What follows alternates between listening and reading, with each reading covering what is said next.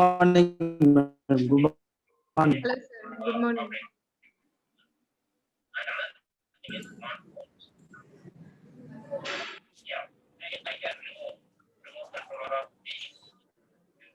Hi, ma'am.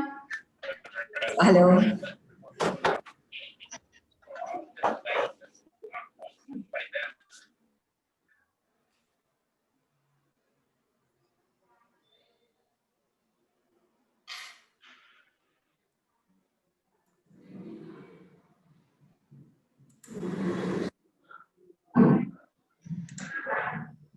Again, participants are all there.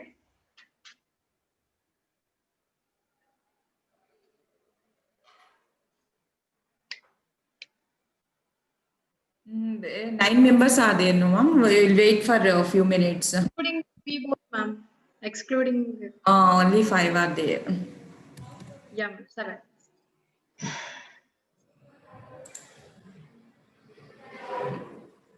We'll start by 10:05 or 10:10, ma'am.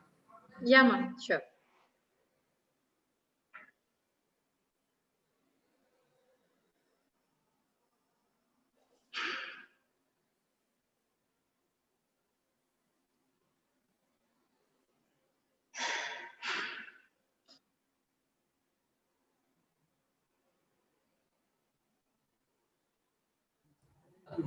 Hello, ma'am. Good morning.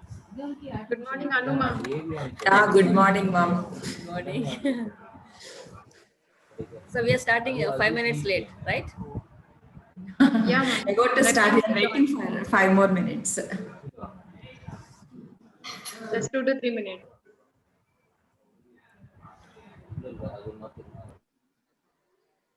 Had your breakfast?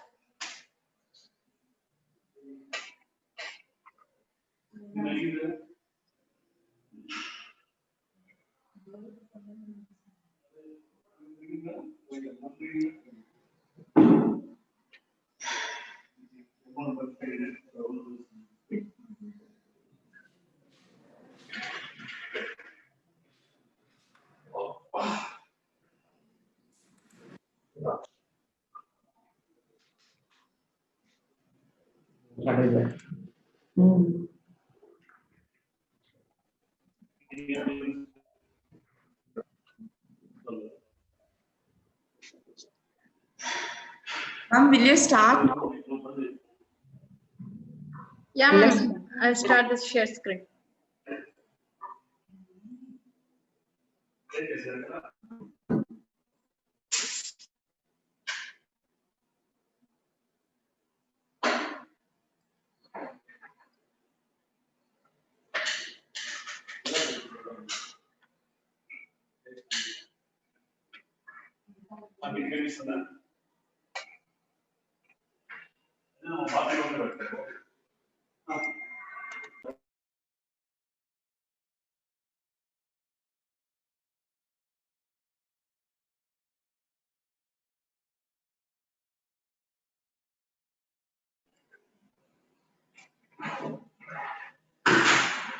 So now the PPT is visible.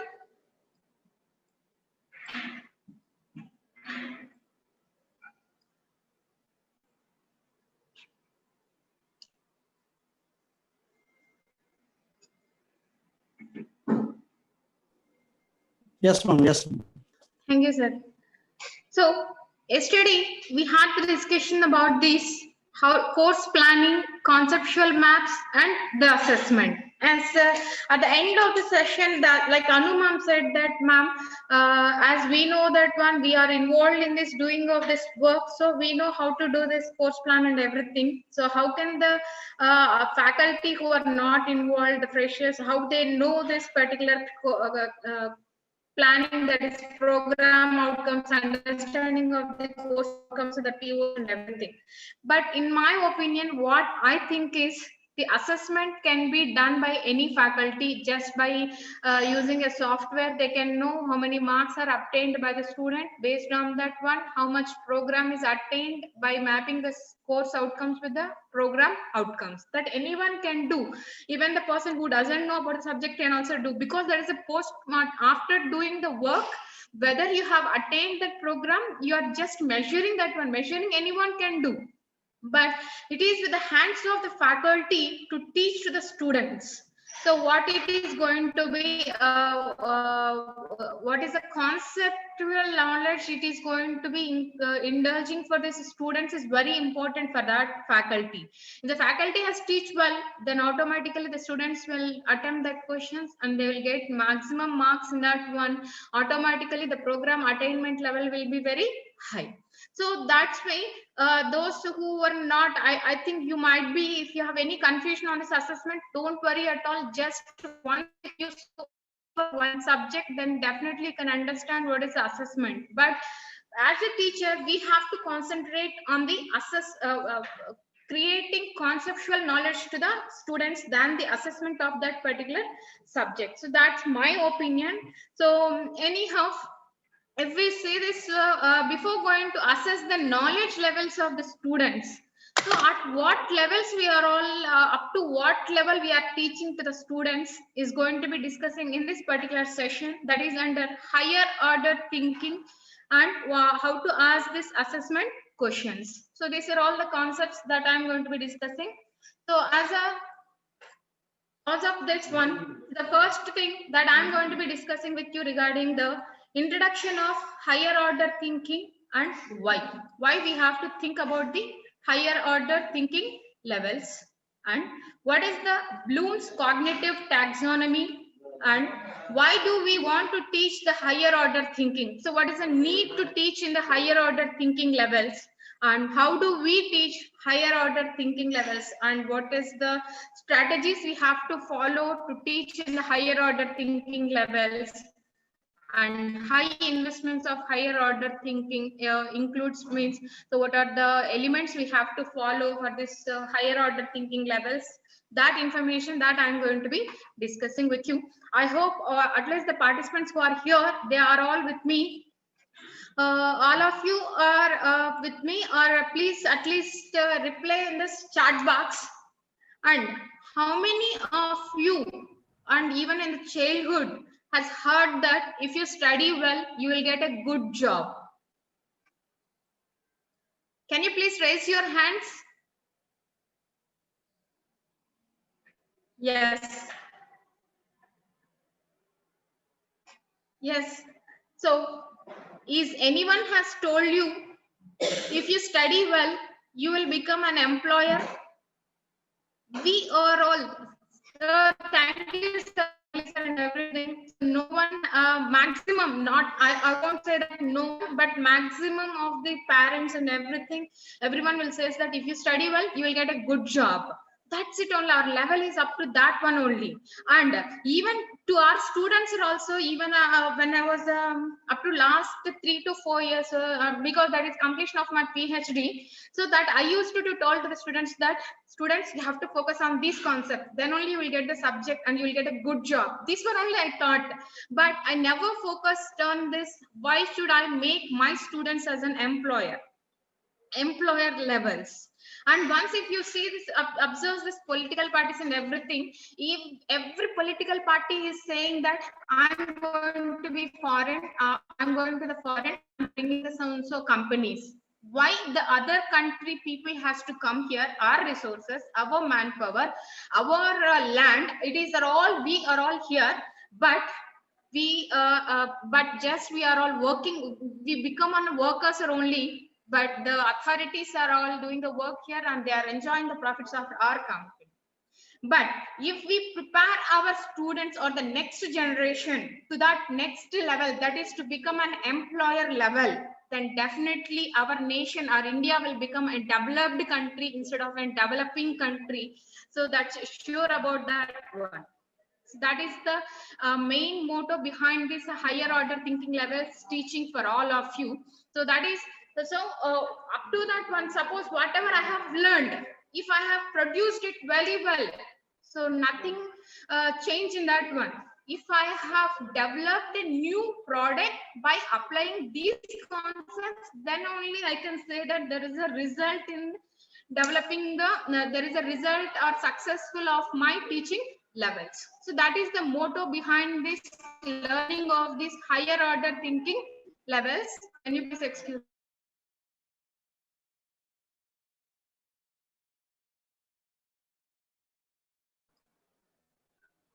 So that is the motto behind this level of the higher order thinking levels. And here we'll have the discussion with some of the examples how to give this higher order thinking levels and everything. So let's have a look on this higher order thinking levels.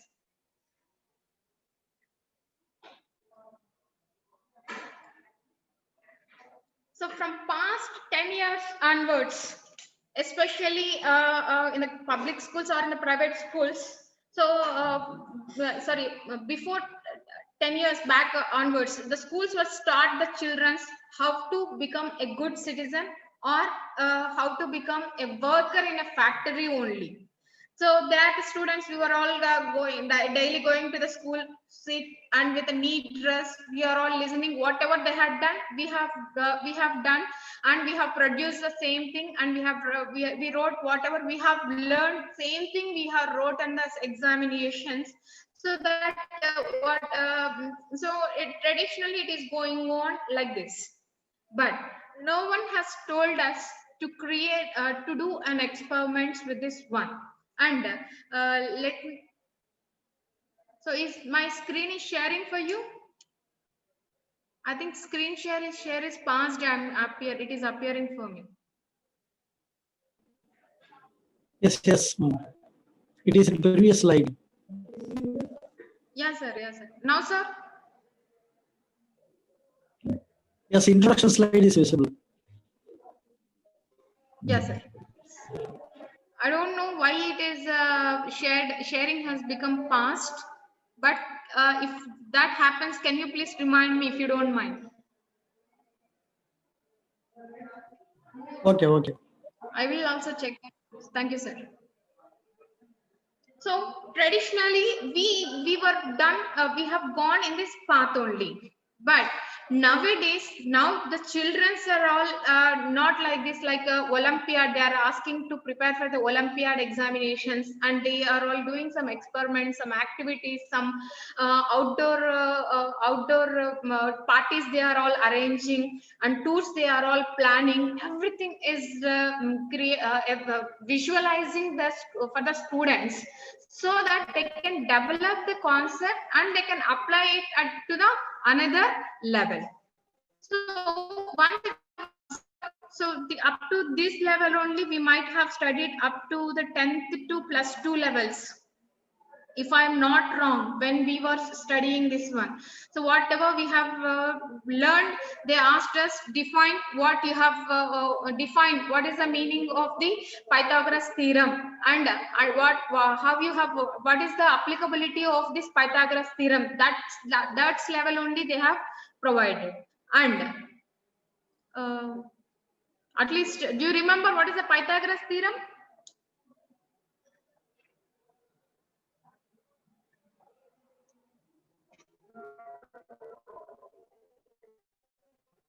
Anyone remember what is the Pythagoras theorem? The right angle triangle will be there. A, B, Triangle, the square of one side is equal to the summation of the square of the other two So sides. AC square is equals to AB square plus AC square. So have you remember this one? And does any teacher told us what is its applicability? No, not at all. But what I say is its applicability is, for example, a person is there. He has started from east from this P point, and he has reached to Q point, and from this P point, Q points, he has reached to R point. Now, what is the distance between the P to R? If we have to calculate, then how can we calculate the distance between P and R? Suppose he has walked for 5 kilometers, and here he has walked for 3 kilometers. Then how to calculate the distance between these two? Square root of 5 square means 25, plus square root of 3 means 9. So square root of 36. So 34 it is. Square root of 34. So this is the distance between the P and R. So or won't be applying the Pythagoras theorem to calculate the distance between this P and R or not? No. So no one has told us this applicability. That's why we have just learned and we have produced in the examinations and we forgot that one. Again, after completion of our PG, for any competitive examinations, we have to prepare means we have to go to the any coaching centers. Again, the coaching center will teach us the same basics we have learned from the 10th class. No doubt at all, he will teach us same thing which we have learned in the basic things, because I have worked for this coaching institutions and everything. So there also I taught the same thing. But there I realized that, oh, these are the concepts that I studied in the 10th class only, but I failed in apply them for the realistic problems and everything. So that is the problem with this one. That's why a Bloom's taxonomy levels were introduced for this higher order thinking levels scheme. So that is the motto behind the studying of the higher order thinking levels. So that's a first level from starting to this one. Remember, understanding, applying, analyzing, evaluating, and creating. So in a higher order, overall thinking levels of the students are all categorized into in the Bloom's taxonomy. It is categorized as 6 levels. So up to this 3, those who are in this thick color, they are all will be called as lower order thinking levels, LOT, lower order thinking levels. So whereas the above levels will be called as higher order thinking levels. So from each order point of view, so we'll see what it is going to be and what is the meaning of the remembering, understanding, applying, analyzing, evaluating, creating, what it which category will fall. So the everything that we'll have discussion on this due course. So first, what is the higher order thinking levels means?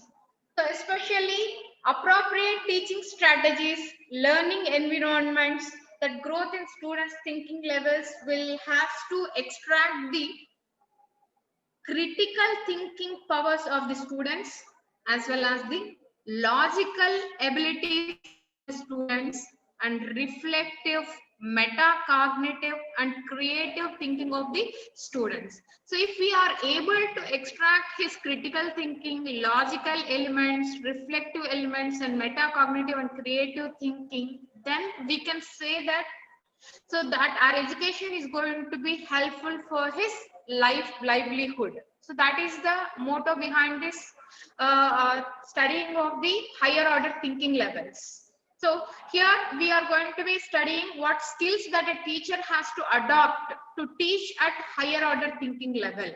And many researchers has given many theories and frameworks. So in that one, some of the strategies that I'm going to be applying here. So first and foremost thing, what I believe is teaching them in an applicability basis. Applicability basis, that's very important one. So when I was studying MBA at the time of 2005, I attended a conference which is attended by APJ Abdul Kalam. So our former President of India, Abdul Kalam, has attended.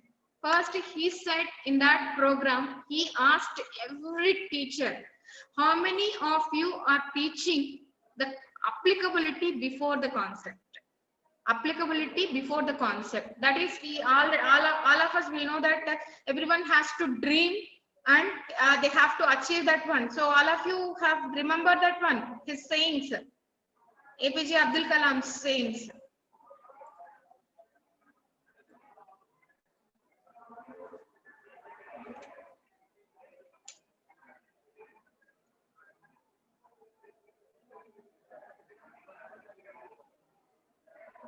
Manu, sorry, why no one is answering?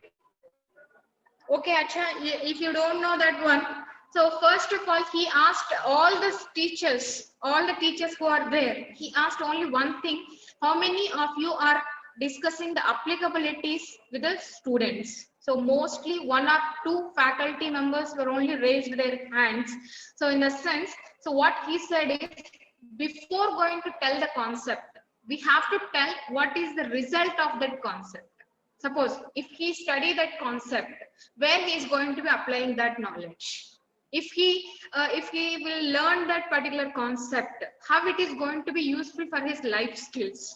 If we teach that one, then we can inculcate some interest in the brains of the students that, okay, for this reason I have to study. So why are you all attending the FDP?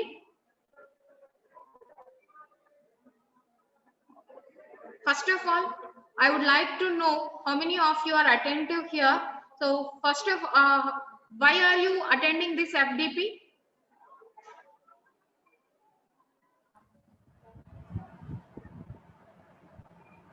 To update. Yes, ma'am.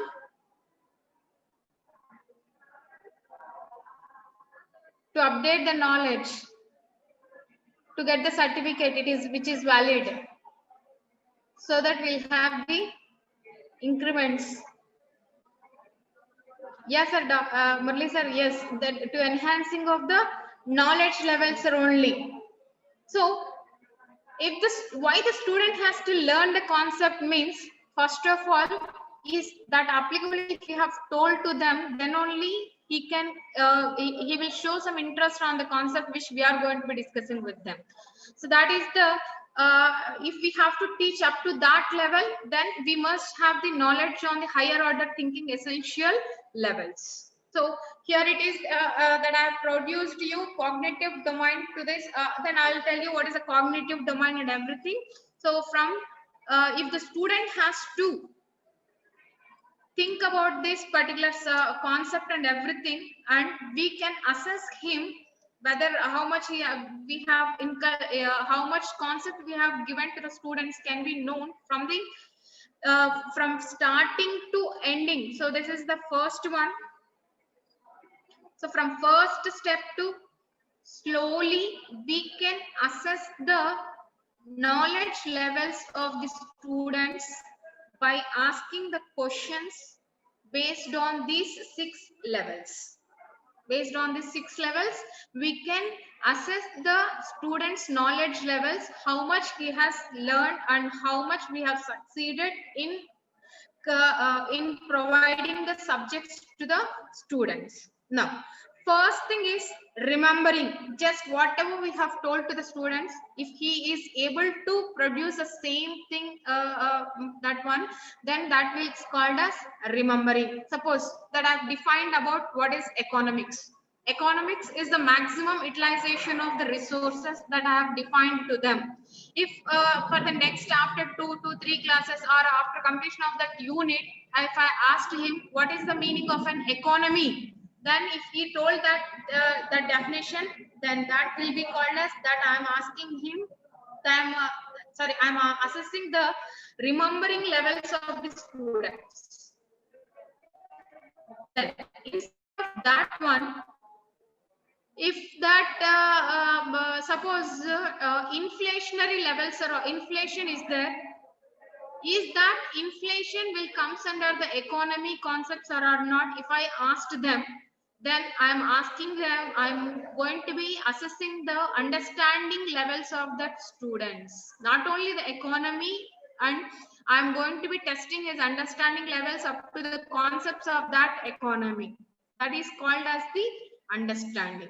Then if I ask him, if the petrol prices are all fluctuating, how it is going to be impacting the economy of the country, then I am going to be assessing the applying levels of that students.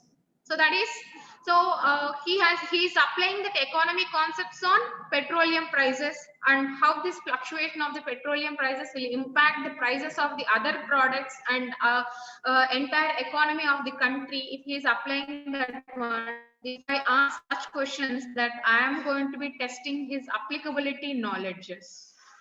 Then if I ask him, what is the result of becoming Biden as the president of India, president of America? If not instead of Biden, if the Trump comes, or instead of Trump, if the Biden comes, what will happen? How it is going to be having the impact on the economy, world's economy? If I would have asked him, and he is able to explain that one, that then I'm going to be analyzing the testing the analysis of that student levels on the economy. Then next one, if I ask him, how can you evaluate what are the importance of the economy and what is the role of the authorities to improve the economy of the countries, and what are the policies they are all inculcating, what are the guidelines and everything they are giving, and can you evaluate means, so he will evaluate all the authorities involved in the economy, he will search as that concept, and he will apply, he will search the research, hypotheses, informations, and data, interpretations, and analysis, conclusions, and he will find something, and with the suggestions and everything, if he produces that information, then that will be called as that I'm going to be testing the evaluating levels of that students. And finally, if I ask him, in this COVID situation, economy of the all the countries have changed or it is reduced, can you please come up with any new ideas to improve the economy of the country in a great manner? Then if he has provided the solutions for that problems, then that is nothing but the applicability of the economy concepts in creating the new products or the new elements, that I'm going to be testing the creativity levels of the students. See, slowly that I have first asked him to learn about what is economy. Then I asked him to understand the concepts in that economy. And next I asked to apply that knowledge on this real-time problems. And afterwards asked to interpret that one. And the fifth level, I asked to prepare a report, find something, summarize, conclude everything.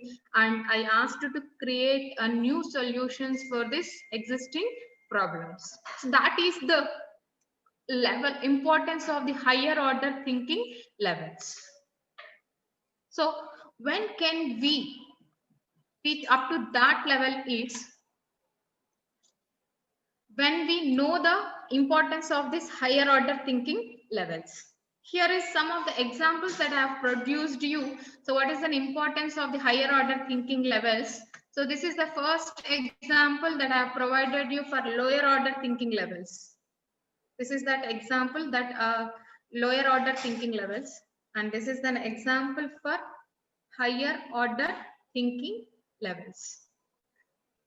So generally, when I am explaining about the water cycles, how the water will be formed and everything. So first, water will be evaporates from the seas or from the rivers, and also condensation will be formed from the transportation or from the trees.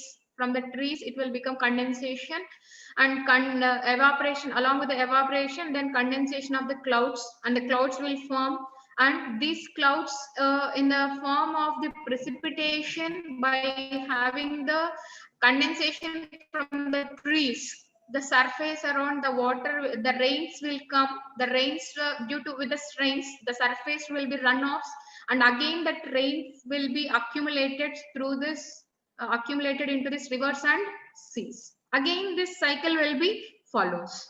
So here, what I am explaining here in this water cycle, just I am going to be explaining the basic concepts, how these clouds will be formed, and how the rains will come, and the water, how the water will accumulate in this rivers or the seas, how the cycle will be formed. So here I am not at all applying, I am not at all analyzing, I am not at all creating and are evaluating. Just I have created, provided a basic knowledge with some understanding levels of the condensation as well as the evaporations and precipitations. So this knowledge only that I've provided for them, and that too up to this applicability levels only we came to know this one. So we can at least they can apply for the ice cubes in the refrigerator, how they will form. So with that example, up to that level it can be useful. But for teachers in this higher order thinking levels means, suppose if I ask them to pair the two variable linear equations. Two variable linear equations. It is a very complex task.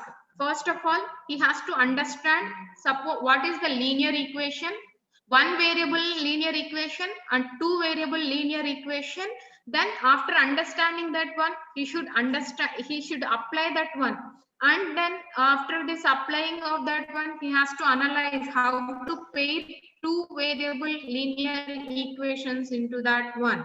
And after pairing, he has to evaluate. So are they in this parallel way? How the one variable impact is on the another variable. So for example, X and Y, two variables are all there, and both are all in the simultaneously, are they coming or not? What is the standard deviation between these two? So up to that level, if we make the students to learn that one, then we are going to be analyzing the higher order thinking levels of the students. So that is the importance of this higher order thinking levels. So if anyone is not understanding of any slide, you are all free to ask me the doubt. You all can raise your hands and you can unmute yourself. You all can ask.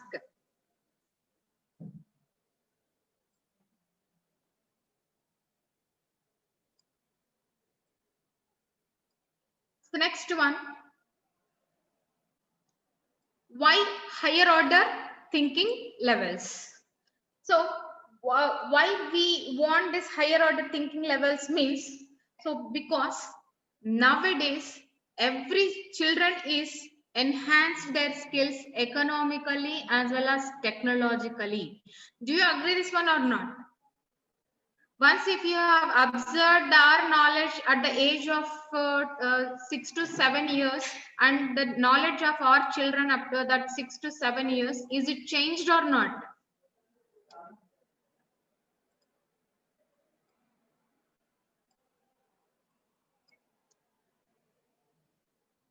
Almost all of you, or most of you might have some children, or at least you might have seen some of the kids, and you might have discussing with them, my kid knows everything, but at that age I don't know anything. And at least by seeing our students itself, we have discussed, see how much knowledge they have. We don't have that much of knowledge when we were studying.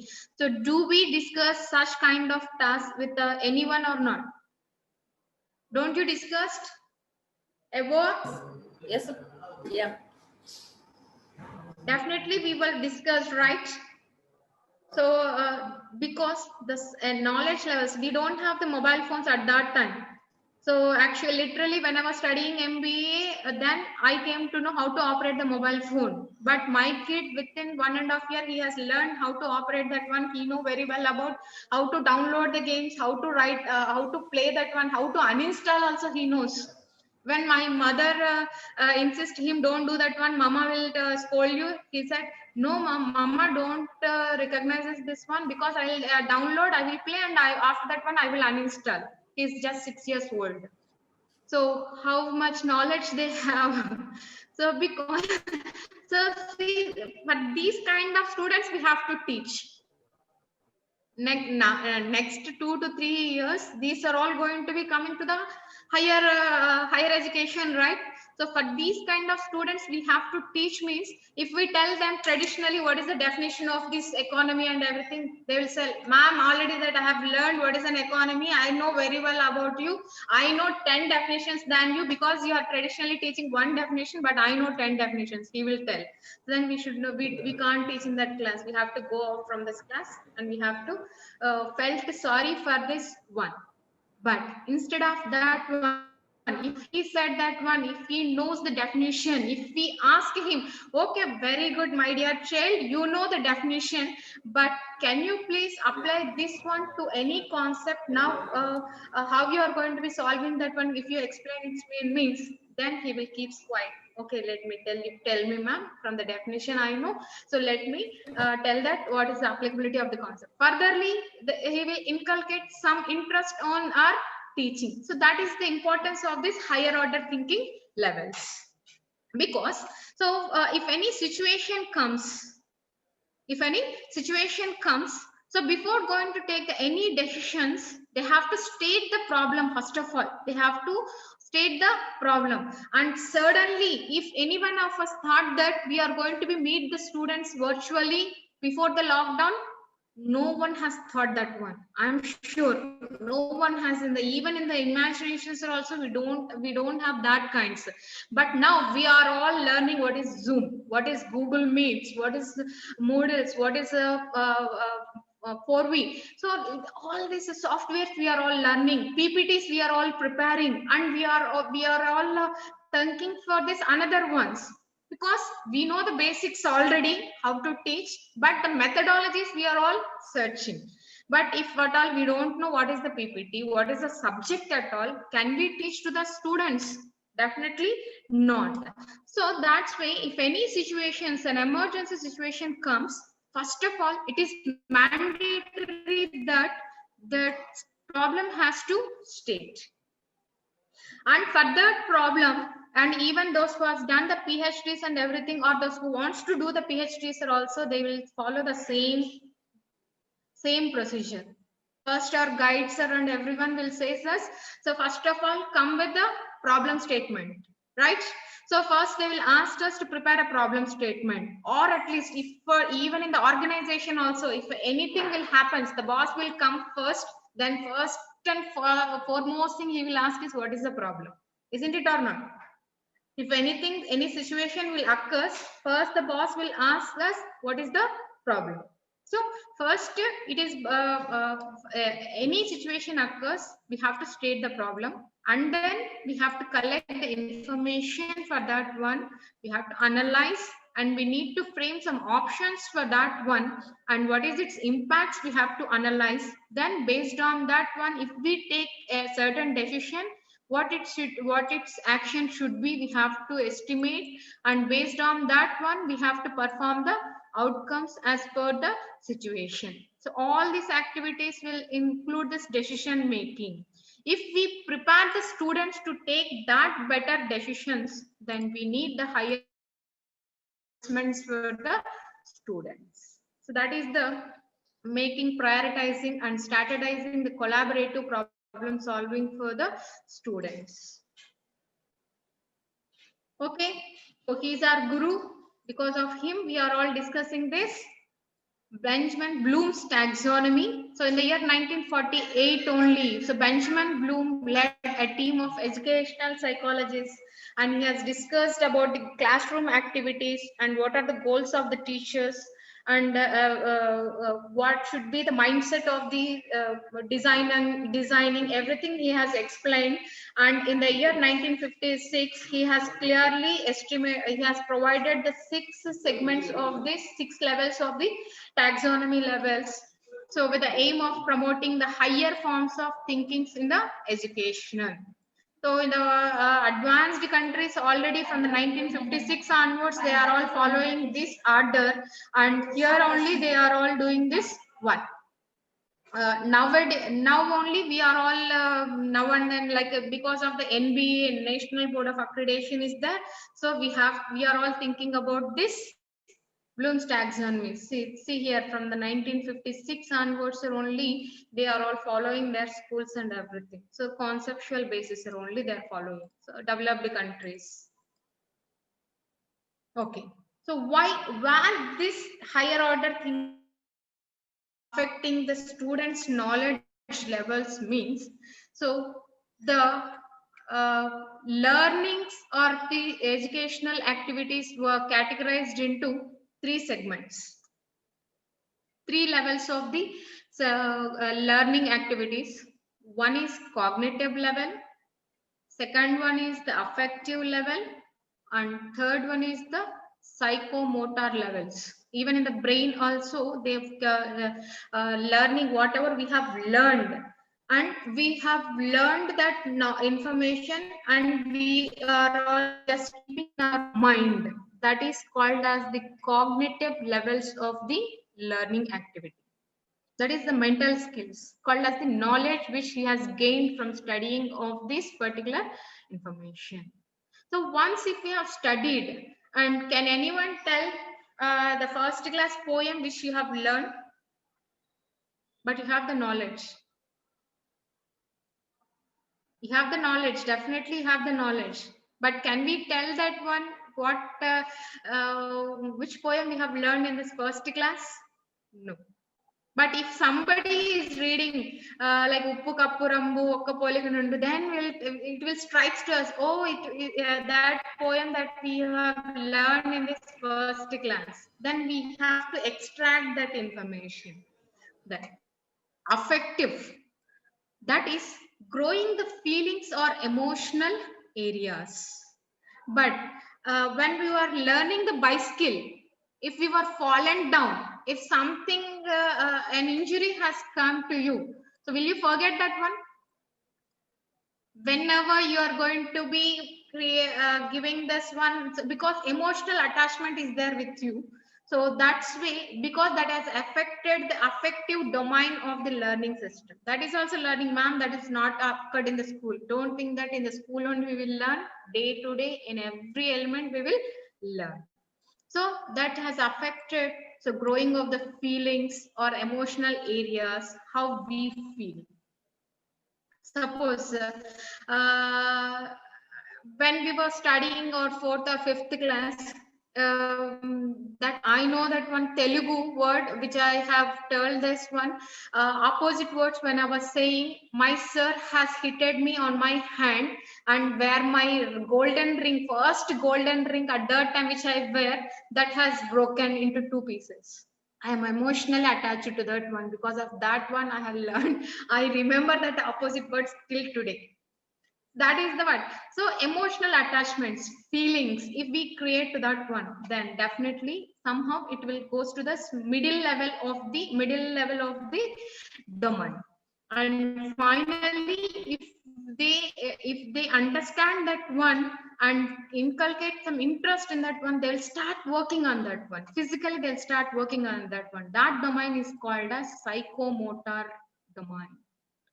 Psychomotor domain, manual or physical skills, how we do. So generally, most of the experiments they have told to our school, but only a few experiments we have done, because that might have created some feelings, emotions, etc. So that emotions, carbon dioxide, extracting of carbon dioxide, that experiments I did when I went to my home. That I did that one, carbon dioxide, some water has to pour into this that what's called as cement. If we pour some water, then some gases will come and carbon dioxide will extract. That has told in my class, that I have went to my home and that I have demonstrated to my mother and everything. Mama, that I have learned today that this is experiments my teacher has told, and everything that I have done, because I'm physically working on that one, because emotionally I have attached to that one, because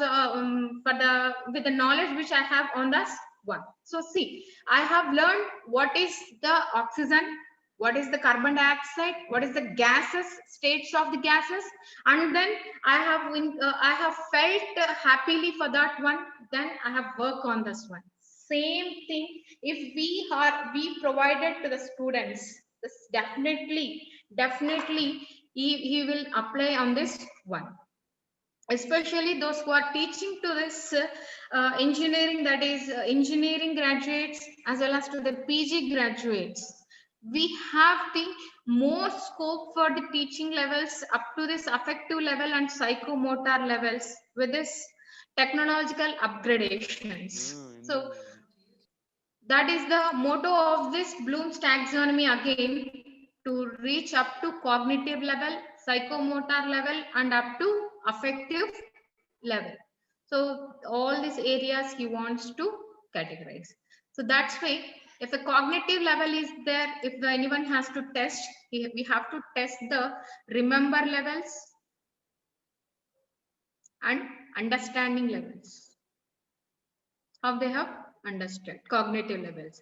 If we analyze, we analyzes the applicability levels, apply levels, and analyze levels, then it will related to the affective domain of the people. And if we test the evaluation levels as well as the create levels up to this one, so we can test the psychomotor level skills of the students. So that is the importance of these 6 levels. So to test these 3 affective domains, these 6 levels of the learning systems has provided this one. I don't say that lower order is waste, higher order is only the best, first of all. So Swatantra, you have given twinkle twinkle little star. Yes, you understand that one, because some of you have given in the chat box twinkle twinkle little star, because they have created a dance, twinkle twinkle little star, such dances they had given, right? So you have created some affectionate on that song. Only single poem they have learned, you have learned in the first class. Definitely not. Am I correct, Akila? Twinkle, twinkle, little star, how I wonder Akila. what you are.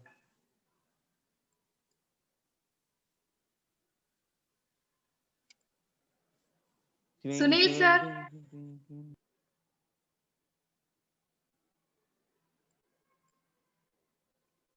Sunil sir, you have gone to your childhood days. So you are in the psychomotor level. Okay, Akila. So this is only the poem you have learned. Definitely not. You have learned many poems, but you have attached to this one because that you have physically applied. You have went to your home, and at the night you have seen the stars, and you have repeated this song. That's why you are able to remember this song. I think this poem. If I am Yes, not ma'am. wrong, this might be the correct. Yes, ma'am. Yes, yes. Yes, ma'am. That's what. So if we teach to them in that level, up to that level, definitely the students will think about our concepts. Definitely they will apply this on this others. Just whatever you teach on that concept, ask him to apply for any concept and ask him to tell about where he is applying in the next class. That's it enough. Suppose today that I have taught them what is financial management. So you just tell at the end of the class, if I ask him, if you become a financial manager, what kind of goals you will set? Think today's night and tomorrow you please tell me. If I ask him, then definitely it will create that I will ask you those who will give the best answer. Then there is a more appreciation for him if I tell that one, or if I tell to them that he is the hero of this today, he is the hero of this class for this today, or heroine of this class today. If I tell them, then they will start, because they are attached to hero and heroine. Emotionally, they are attached to hero and heroine. So they at least want to be a hero or heroine one day. So for this one, they will think, at least they will think about that one. Okay, so if I become a financial manager, what should I do? Then he will work on this one. At least he will learn. Generally, financial manager, what is the role of the financial manager? So if I become, what should I do? He won't do anything, nothing new, but at least he will apply to that level. So that is the emotional attachment we have to create for the students. That's learning of this one. Any concept, I don't say that every day you have to do that one. At least for the main concepts, we have to ask the students, at least at the end of that one particular concept, or at least for the end of the one unit. So we have to give a open-ended experiments to the students. Then only, so because there is no use of applying the same thing for all the concept, at least for the main concepts or main things. So definitely the other elements he will automatically learn that one. Automatically every student will learn. So we need not to concentrate what will happen if for the small concept, that is arc point and elasticity of the point that I missed. What happens if I have not given any homework or assignments to him? What is the need of that one? If we have told the elasticity of the demand, then automatically while the other knowledges he will learns that one. So that is the importance of the teacher, to teach them to be up, to make the students knowledge levels up to the psychomotor levels, to improve the skills of the students. Am I correct? Am I correct or not, ma'am? What you are saying, these are all burden for us. How can we do this one? It's a simple thing, simple exercises at the end of this class will create somehow interesting. So next day when you go to the class, even if you go 5 minutes late to the class, he will be waits for you. Definitely he will be waits for you, and others people so will be eagerly waits for you. When will madam comes, I have to tell what should I have gathered some knowledge on this one. So nothing wrong in that one. Try for the next time, at least for this, after this session, try for one concept and see the result for yourself only.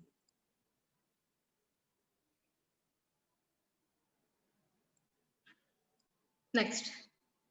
See here, but anyhow, we are all attached to the diagrams only, right?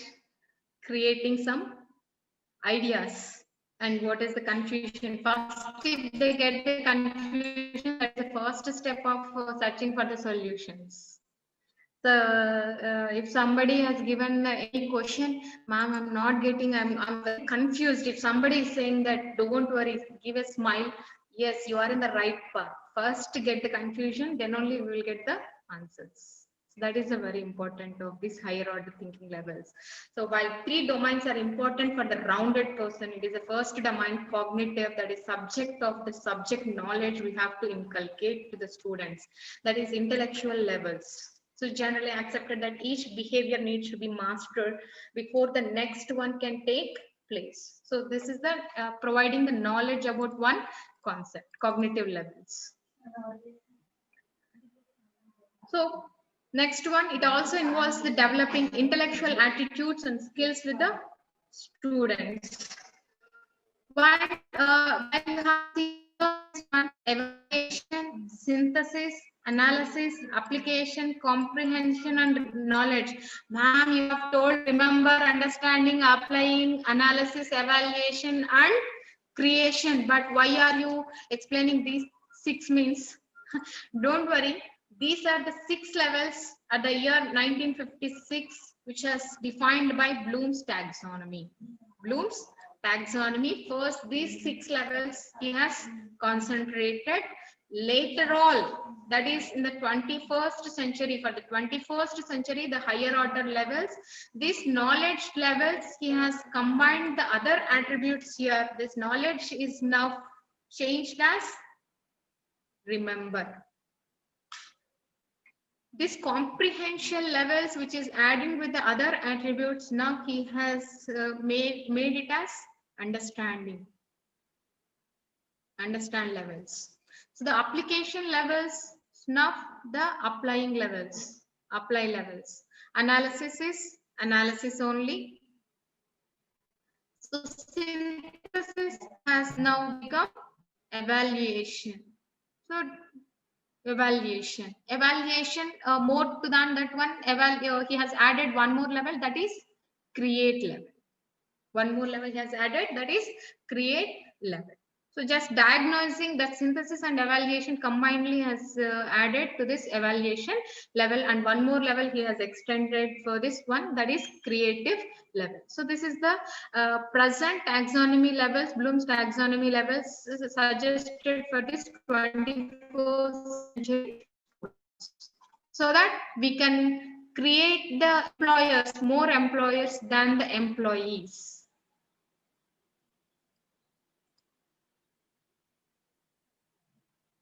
And Ma'am, why have you provided these previous Bloom's taxonomy levels? Why are you explaining to us? Instead of the, why don't you teach us the new levels of the Bloom's taxonomy? Means that I too have the same thing that I have observed, but definitely if we know the basic levels, then we can easily understand why it has become, knowledge level has become remember. So that's why, so just have a look on this particular element and what is the knowledge levels and what are the comprehensive levels and application levels. Then from this one, how it has evaluated into the other 6 levels, that we'll have the discussion. So up to this one, if anyone has any doubt or anything, if you want to cross question me, you all can ask me. I'll have some water.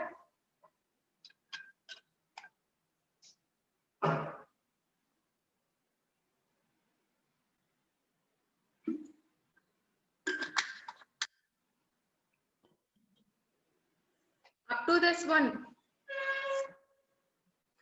or at least tell me, is it okay for you?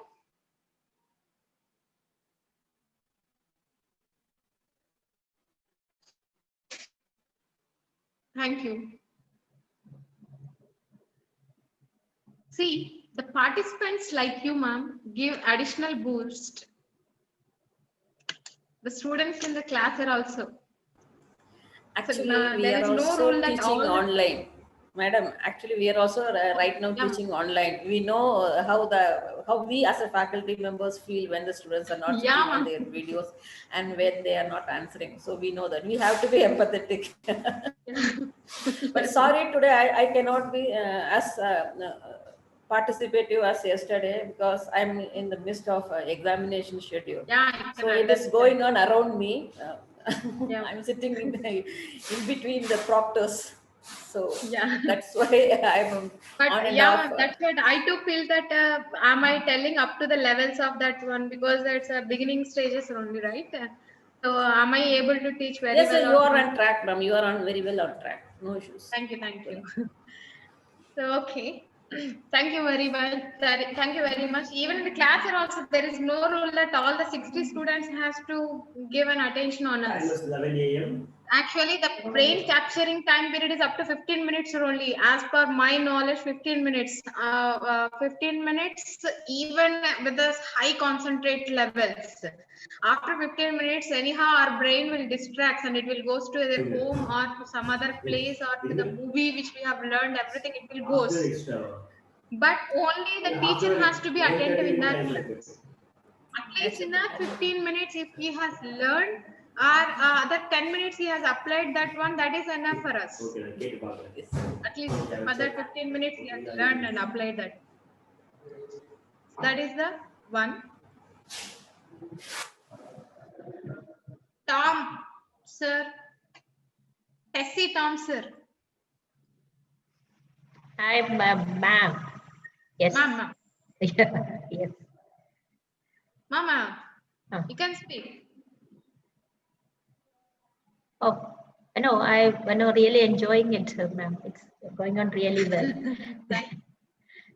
Yeah, that I took some break because continuously, if I have been telling you, you may some boredom, you may get some boredom, right? That's No, because as Dr. Anuradha told, even I am in the midst of this kind of examinations. So in between, I'll be sorry. Yeah. okay, ma'am. Thank you.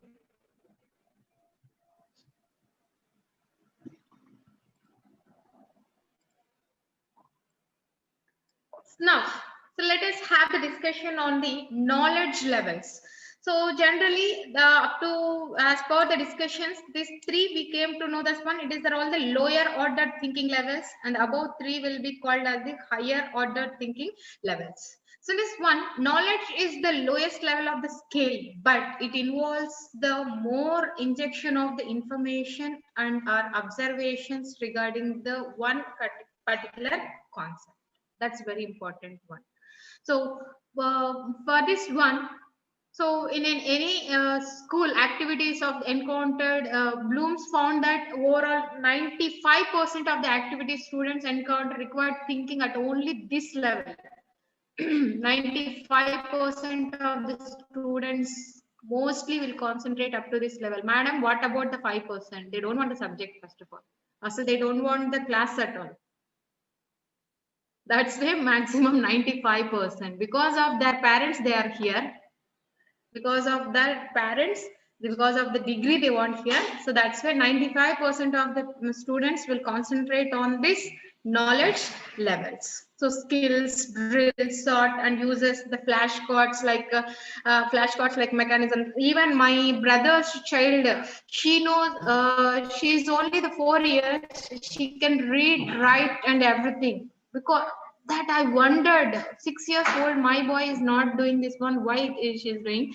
Then I asked my niece, sister-in-law, why she is able to read that one. Then she has showed all the mind games which they have bought for their kid. Some flashcards they have bought, and daily they are asking, and while sleeping she's asking to read at least the names on this scrollings on this TV channels. So that's why they have inculcated to remember that words. They have followed many tricks. Many tricks they have followed, including the mind tables. Even I wondered the ninth table how they have defined.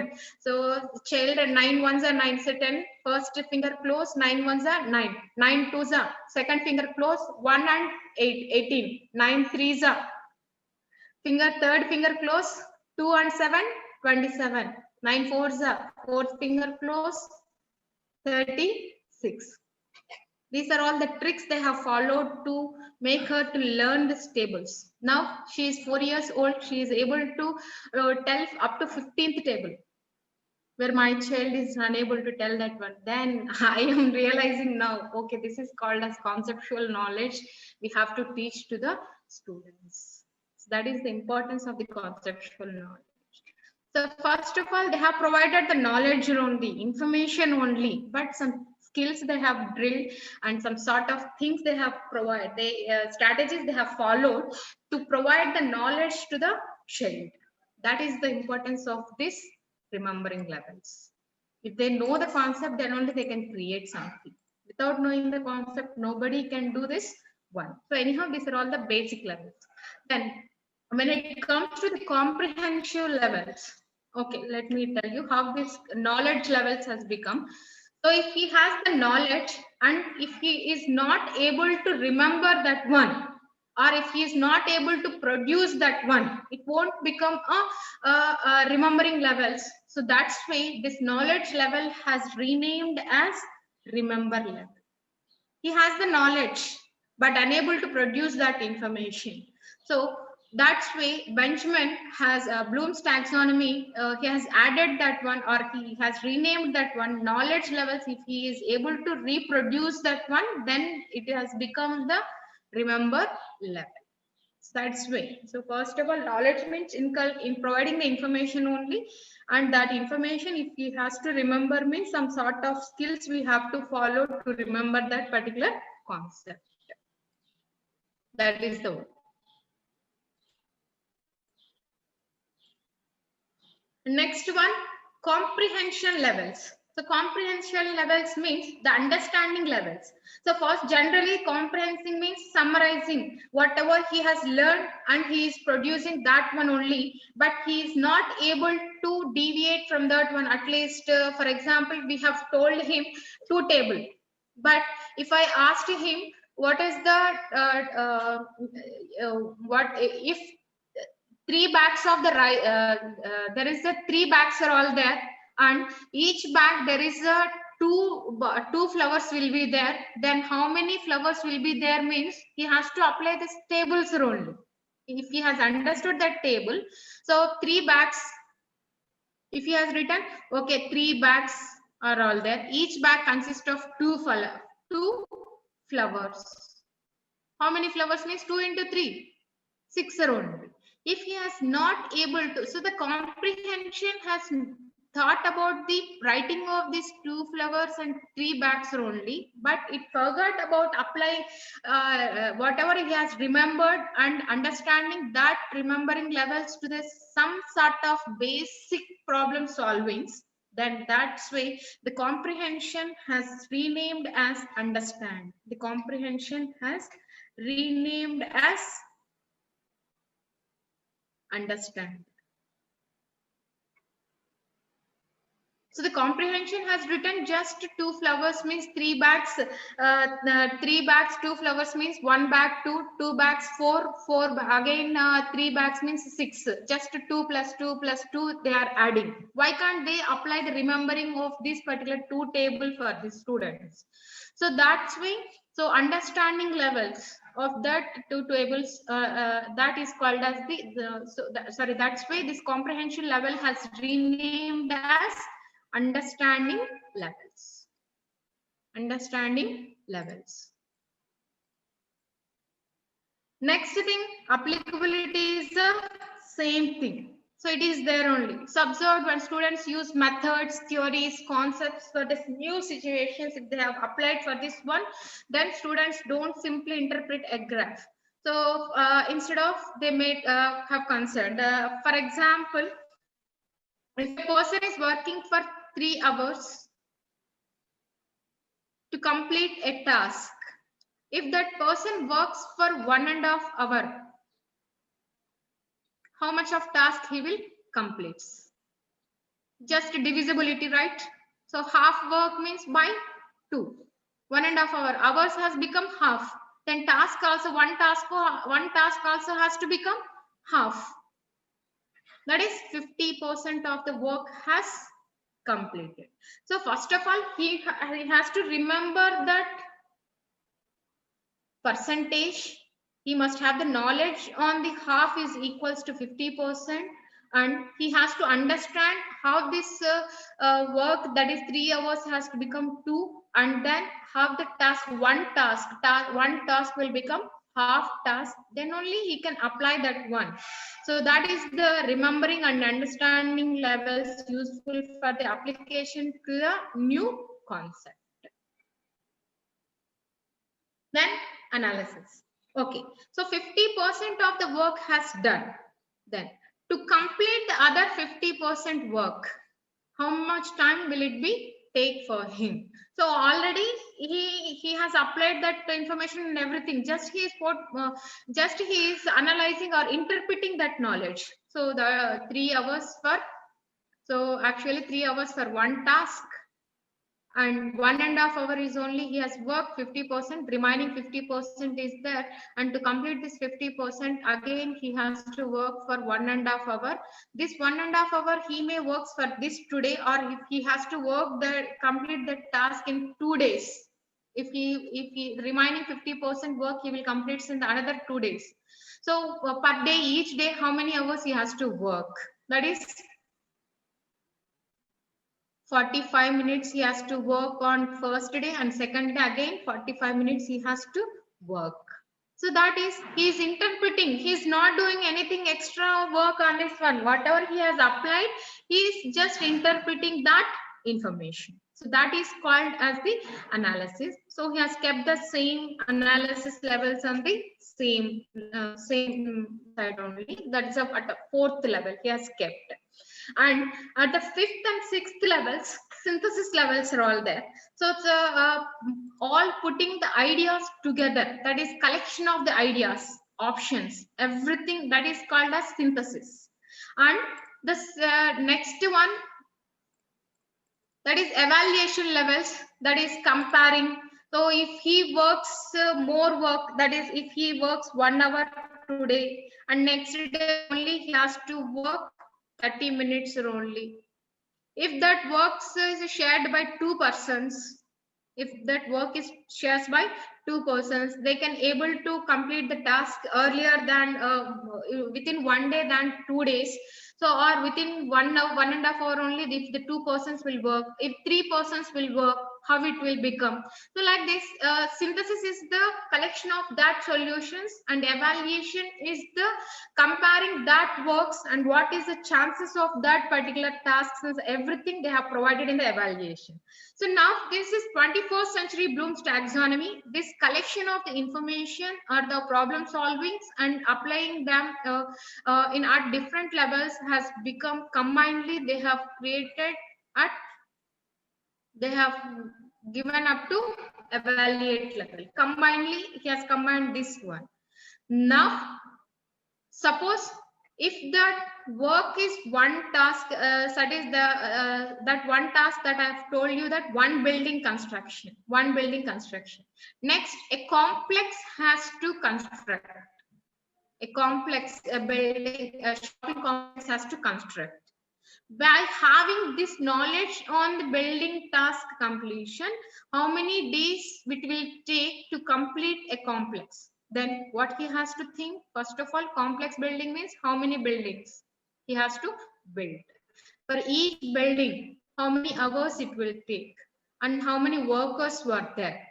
And based on this one, he is going to be creating a new planning for the task completion of this particular complex, shopping complex construction, which is whatever he has evaluated up to this level, up to one building level. Now he is going to be created for the new one. For the new problem, he is applying that one. So that is up to the create level, a new level which has applied here for the Bloom's taxonomy. So that is the 21st century. They have added this next level of creation. So now do you understand that example?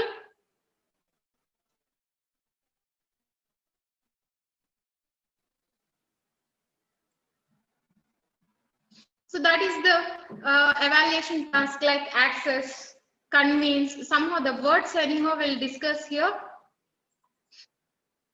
So now this is the new Bloom's taxonomy level. That is, remembering means recall the facts and basic information about the particular concepts. Suppose if we ask him to define about any concept, list the methods of this capital budgeting, memorize the techniques of the capital budgeting, repeat the investment procedures and the investment decisions which you have learned, state what is the meaning of this investment decision or the dividend policy. So such kind of questions if we ask, then we are all testing the remembering levels of the students. Just whatever they have learned, they have to produce that one. The next thing is understanding levels. Explain ideas or concepts.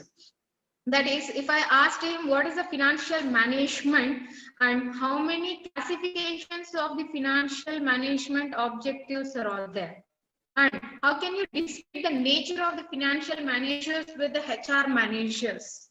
How can you discuss that capital budgeting is useful for the real-time examples? Can you please explain the importance of the payback period methods?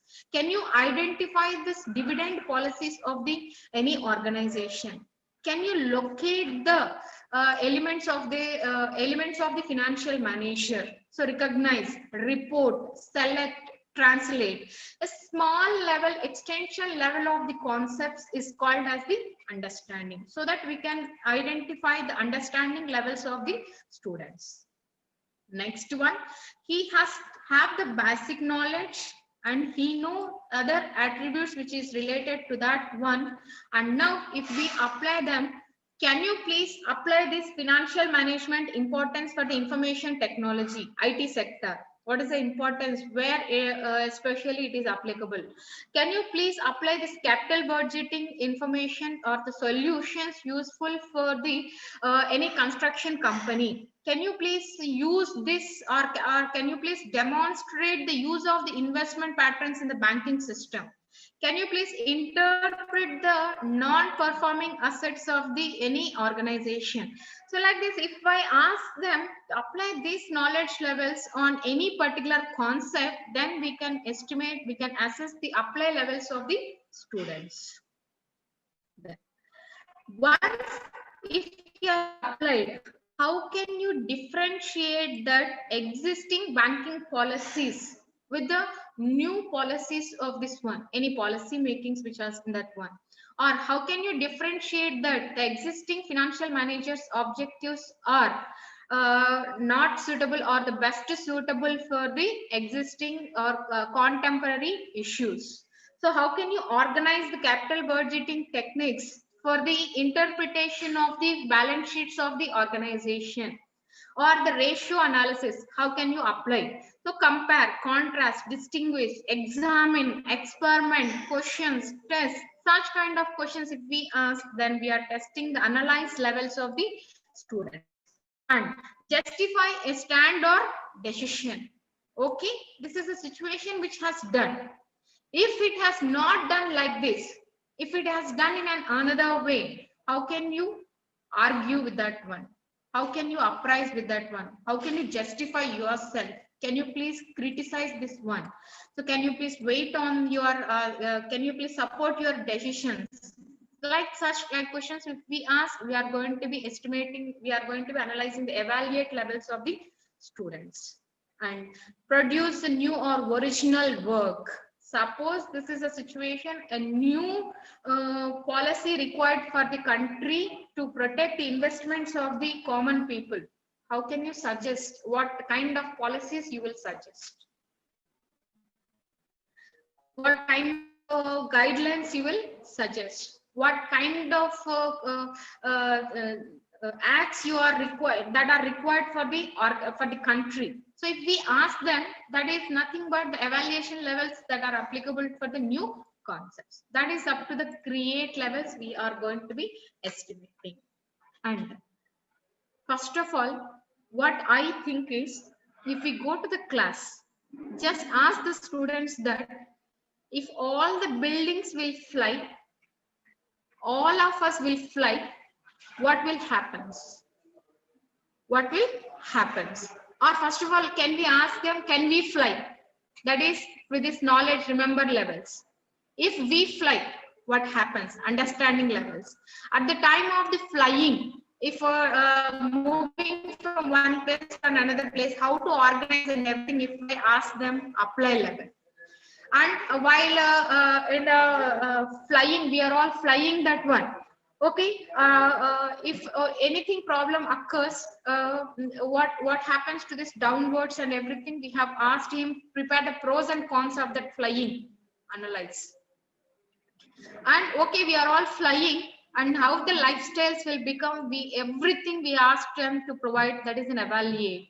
If we won't fly, and if we have to fly, what we have to do, if we ask him, then that will be called as the create levels. Ma'am, is it possible? Means anything will be possible. Who knows? Because of that concept only, the drone system has came into the picture. Because of the flying, we can't fly, but we can make to fly. So drones came, but they are all fighting. So who knows, our car will become a mini size flight. We are all going on the traffic. If anyone has created that one, so in that traffic we can fly and we can land somewhere in the places. Who knows that one? There is the chance of creating such wonders if we teach them in up to that level. That is the beauty of a teacher. I strongly believe in that one.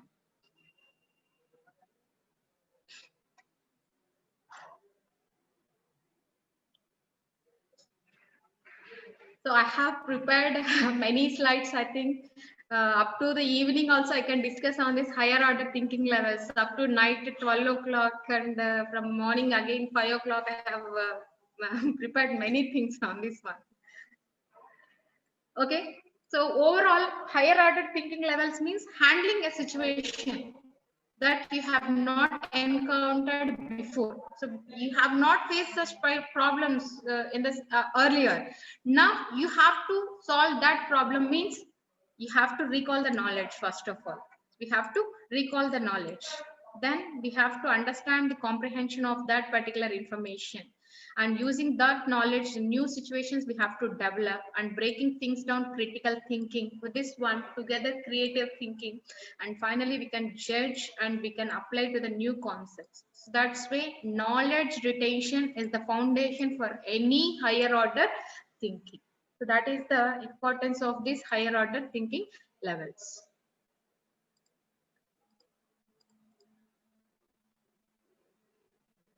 So it's a grounded in lower order, such as anyhow, this is the information that we have been discussing.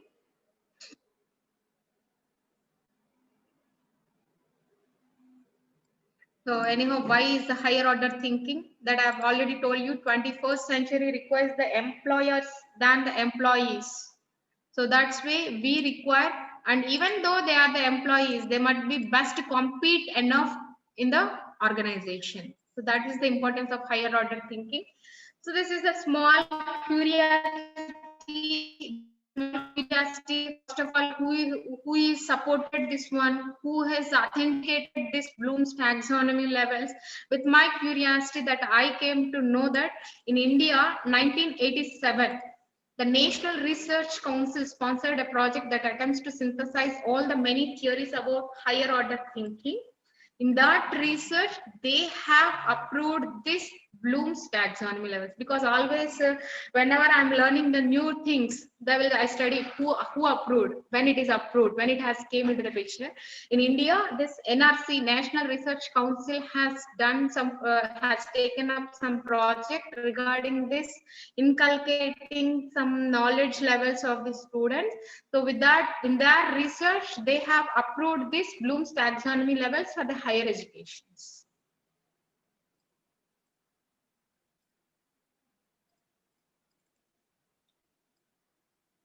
So HOT, hot skills, higher order thinking skills. So what it is going to be affecting? So here it is going to be affecting the reasoning skills of the students, analyzing skills, evaluating skills, problem solving skills, as well as the decision making skills of the students. So why we have to stress on the higher order thinking levels means they should know what is the reason behind that one. So generally, when we were child, our grandparents will tell to us that don't do like this. So don't go in that way. Don't do that one. Everyone says that we hadn't asked any question. Okay, we will follow that one. We are all followed. But now the kids are all asking. If I said don't do that one, why should I do this one? They're asking the reasons. Definitely they're asking the reasons. Why? What is the reason? What is the logic behind that one? They're asking us to tell. So that's why if we have prepared up to that level, no one will question us. We can explain them. See, no, previously when we was get anything, some cough, it will come when we are eating some something, we will find some cold. So definitely our grandparents asked us to clean the wash the hands, because they said it as in traditional ones. Now, because of the COVID, we are all doing the hand washes. Earlier also, we have followed as a tradition. Now, because of the science, we are all doing this one. So don't, for anything, there is a reason behind to that one, but that reason and logical information, we have to think and we have to teach in that manner only to the students for any decision makings. So think that one of our students is in the manager position of the particular reputed organization. Now the COVID situation has came. He has to manage everything, or whether it is a software or any type of company it is. He has to take the best decisions. How many employees he has to permit, and what is the sanitizations, what is the cost levels. So cost thing also they have to think. So now he has to, for that problem solving, he has to think about the cost analysis. If we have teach them what is the cost analysis, then definitely he will apply this cost analysis.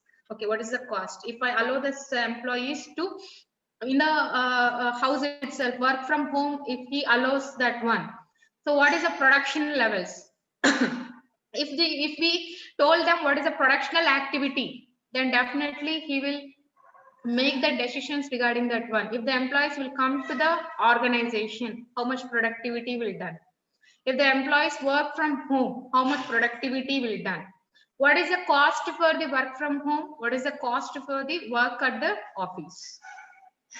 So if we have teach them what is the productional analysis and how is the decision making cost analysis in a very well manner, definitely he will take the better decisions.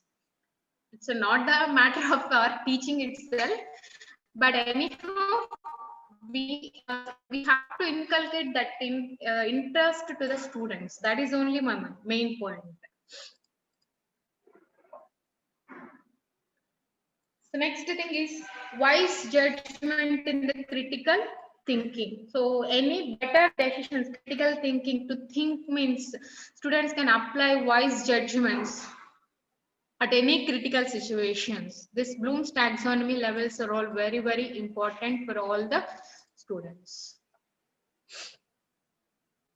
So this is the LOT lots, lower order thinking levels. Thinking levels are only, don't think that it is a lower order, it is not useful for us because our mindset is related lower order, the lower quality. Don't think that one. It is an order and only lower order, basic levels. But no higher order, if anyone has to know the higher order, they have to first of all understand the lower order thinking levels. Up to this +2 graduation, mostly you take the any question paper, it is up to applying, understanding, remembering only. No one has started the evaluation, analysis and create levels. Now, especially we are all teaching for the UG, that is engineering students, as well as for this postgraduate students, means we have to concentrate on this higher order thinking levels. So we can prepare the young man or the woman to live in the 21st century, and we have to teach them even the additional also. I don't say that teach these 3 only. Along with these 3, we have to add the other 3. Along these 3, we have to add other. That is very important. So because teachers are good at asking literature questions, for example, we generally we'll also name the parts of the flower or name the concepts of the economy. So this will teach them. So do we taught that one any time if budget is releasing by the organization? Suppose if the budget releases, central budget or the state. So you are very Nagavamshi, you are very keen observer at attendance and feedback.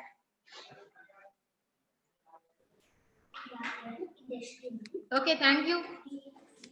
What, ma'am?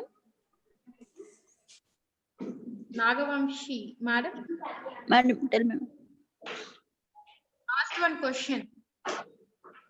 Yes, ma'am. I didn't. And feedback link is. Yes, ma'am. Okay, that thing at the end of the session they'll post. Oh. Okay. Okay. So we are good at writing and asking this one. Suppose if the budget introduces by the government, under what situations the budget is giving? If they are agricultural is there. So what is the impact of that budget? No, I think including me also, no one has asked the students immediately after budget, what is the impact of the budget on the agriculture, or at least what is the impact of that budget on their parents' income? No one has asked us. If we would have asked, definitely they would think about the economic concepts and the fiscal policies and everything. So that is the importance of the higher order thinking levels. So we have to push the students' knowledge levels up to the higher order thinking levels. So I'm little bit speedy because I would like to tell you some of the examples for this one. If I have already discussed this type of concept, I'll skip some of the slides.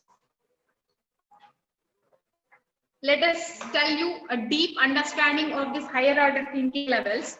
So here for the example of area of parallelogram, this is the formula which is taught by the teacher. That is, area is equal to breadth into height. Suppose area is 8 centimeters and height is 7 centimeters. And the area is 8 into 7, 56 centimeters. This is the lesson which has taught in the classroom.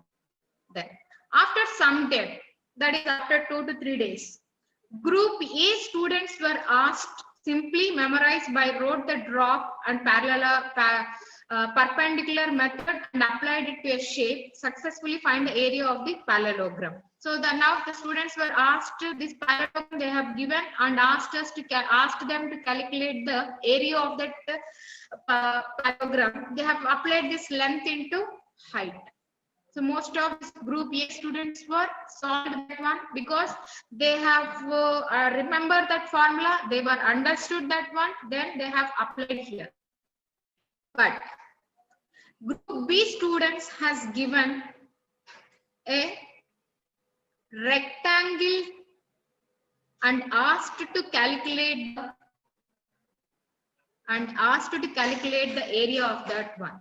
But most of the people were failed to answer to that question because they forgot that one. So if they draw this a line at the perpendicular, last a triangle is forming, right? This triangle, if they add to here, now see this one, this has become a rectangle.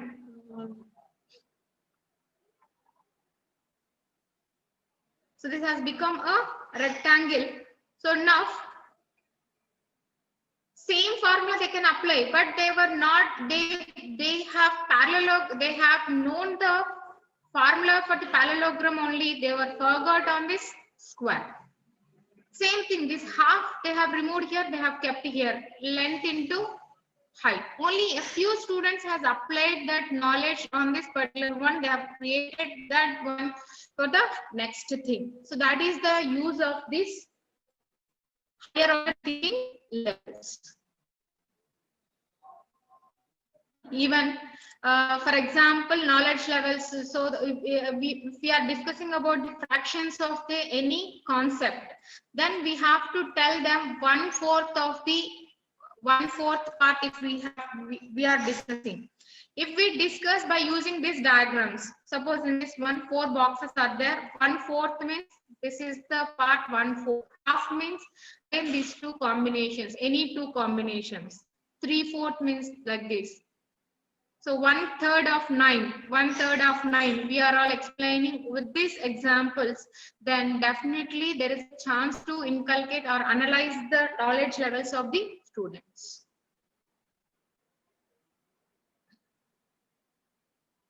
So you are a student in the higher order levels. We compulsory has to introduce the conceptual maps, visualization problems, diagrams, and separately we have to give them the real-time examples. Then only we can test the higher order levels of the students.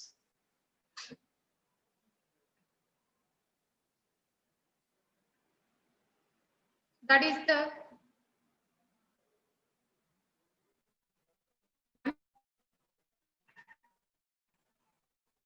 some of the examples that I have provided for you to teach in higher order thinking levels. That is non-algorithmic related information it is there, and it will involve the paths of actions for solving the problems. Suppose algorithm, non-algorithms are all there. So what type of paths will be there for the problem solving that are not specified in advance? Creative levels of the problem solving we can teach.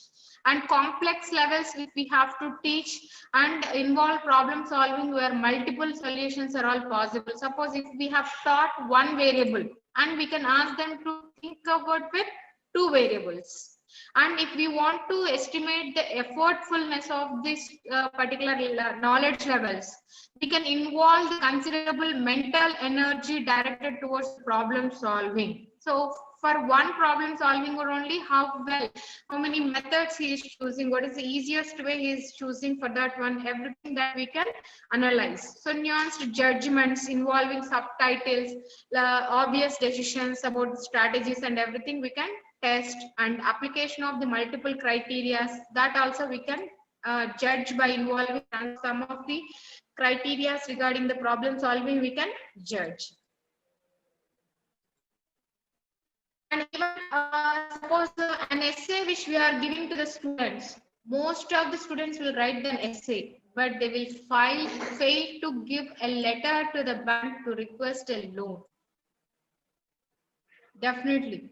So, and with my curiosity, because I'm also will get some of the letters from the students for this one. Literally, they are studying the PG. I couldn't understand why they are able to write such kind of very worst letters. I'll see, but they can write the examinations. 90% of these 90% score they have got, but they failed in.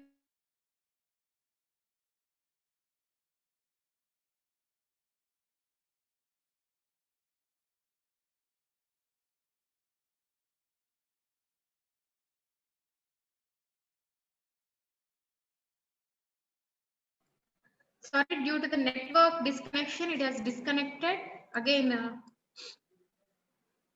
Now is the PPT is visible? Yes, yes, ma'am. Yes. Yes.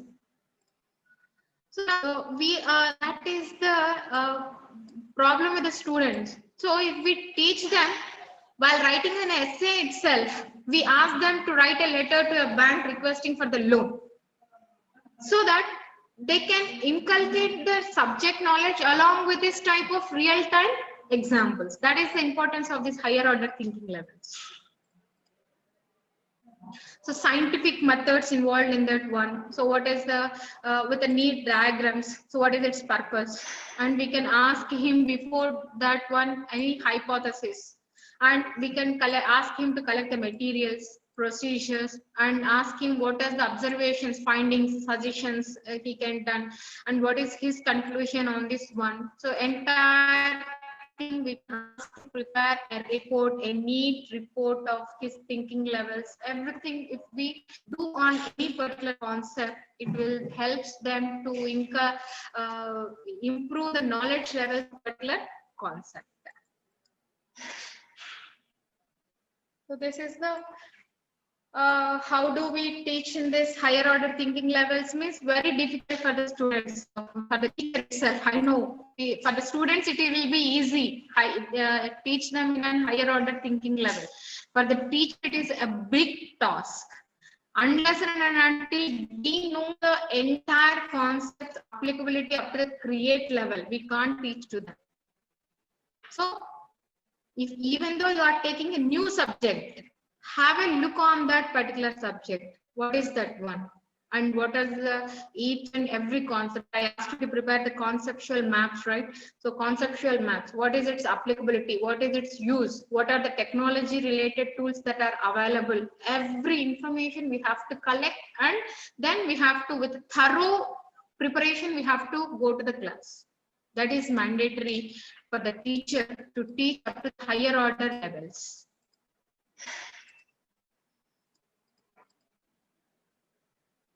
So generally, heuristics versus problem solving techniques. So heuristics is nothing but general problem solving strategies. So what are the strategies that they will help the students tackle with the different questions? So we have to think. So for that one, in our college, we are all following a question bank up to 3 levels. So first thing is the normal level. Next one is the lengthy questions and critical thinking levels. 3 levels of the question bank we are asking the faculty members to prepare for each course coordinator.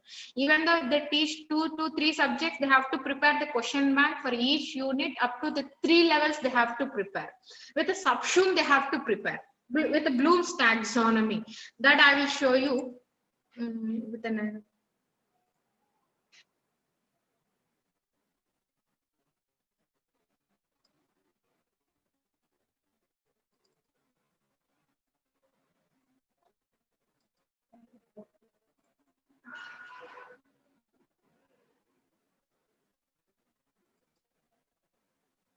so the screen is visible.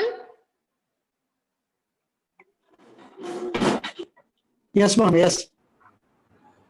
Now do you, sir, if once Only if you the PPT is example, visible. Only the PPT is visible. short answer questions. Short answer questions. Again, No, up not to yet, which ma'am. It Bloom's is not shared. taxonomy level it is. Remember level, understand level. No. Ma'am, it is not shared. Okay, 5 to 7 Not minutes. shared. Only PPT is visible. Now, sir, can you please check? Only a PPT No. is being shared, madam. Have you done?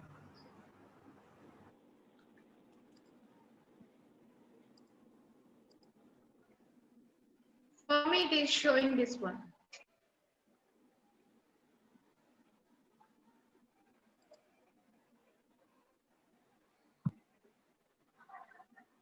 Not appearing. No, ma'am.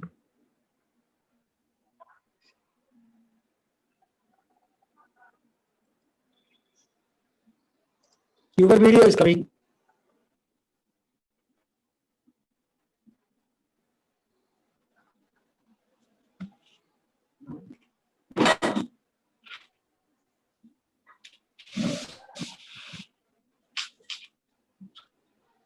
Madam. Yes, it is Now it visible is now. appearing. Yes. Yes, sir. So see this one. For each unit, we have to prepare the question bank like this. Question, Bloom's taxonomy, how the subsume levels will be, and which course outcome it is affiliated. If it is understand level, so after completion of the remember only, they will come to the understand level. So we need to write the subsume like this. So learner to recall the concept of this, what he has to remember, then only it has become an understand level. Then if it is apply level, we have to write what he has to remember and what he has to understand, then how it become an apply, what are the concepts he has to apply. So analyze level, all the 3 levels we have to add. Up to remember level, what he has to do, at understand level, what he has to do, at applicability level, what he has to do.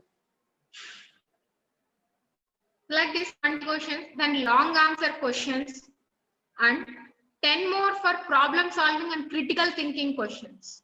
Some case studies we can include for this management students. So that critical solving questions, so up to which level, up to create level, they can go for this one. So like this we are asking to prepare the question bank for this one. This much of work as a teacher we have to do.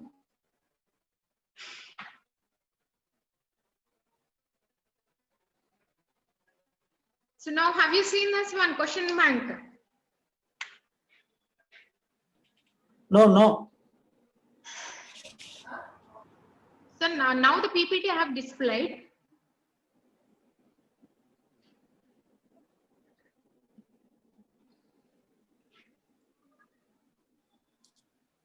Now the PPT I have displayed. Now the PPT, sir. Murli, sir, Yes, can ma'am. you Yes. please check? Yes, PPT is visible. Slide. PPT is visible. At least, have you seen this question bank, right, sir? Yes, sir. Yes, question sir. bank, anyhow, you have seen. Ms. Jyoti, it's time up. Please. So that's the groundwork we have to do to evaluate the higher order thinking levels of the students. So we have to focus on the details.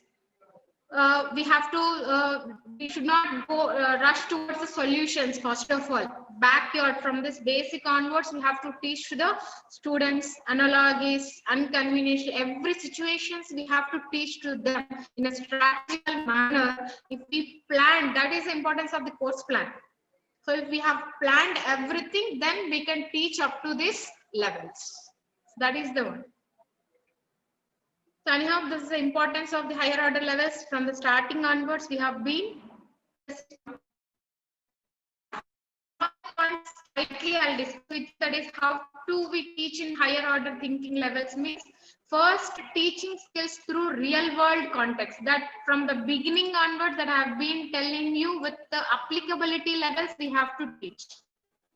The applicability levels, that is real world context, we have to tell them in that one. Some of the movies, anyhow, most of the movies, they are all now creating awareness on the importance of this one. Super 30 movie, have you seen? Hitchcock, that Alice movies, such kind of movies.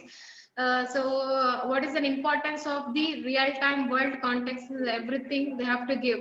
That Super 30 movie, the faculty will ask the students to handshake with all the persons. And he will ask that how many handshakes you have given, each person has given, asked him to calculate.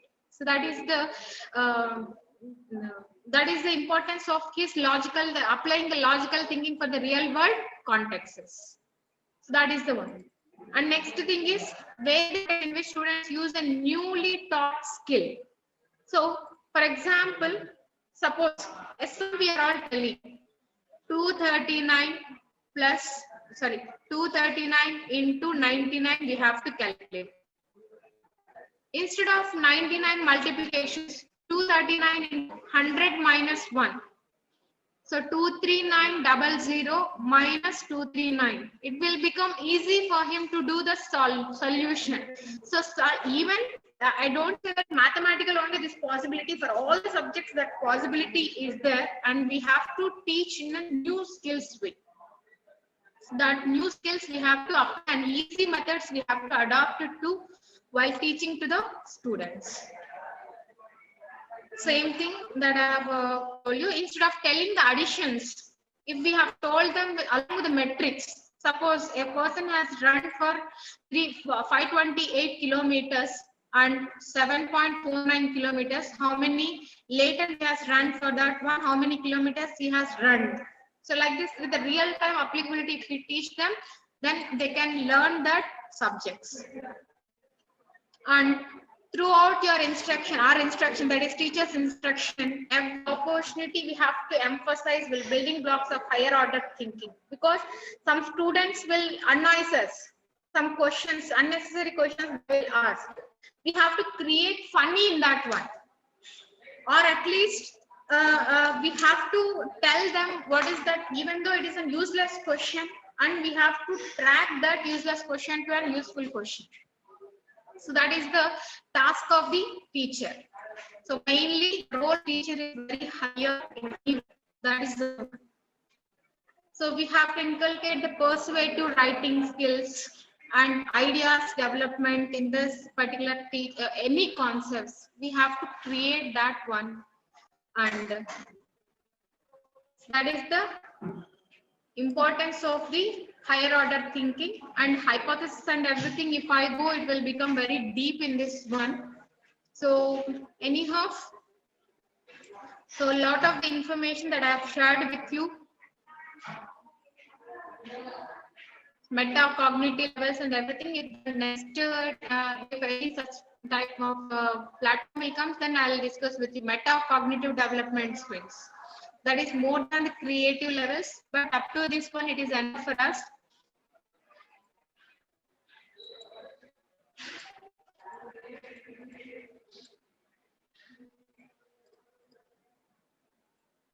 Some of the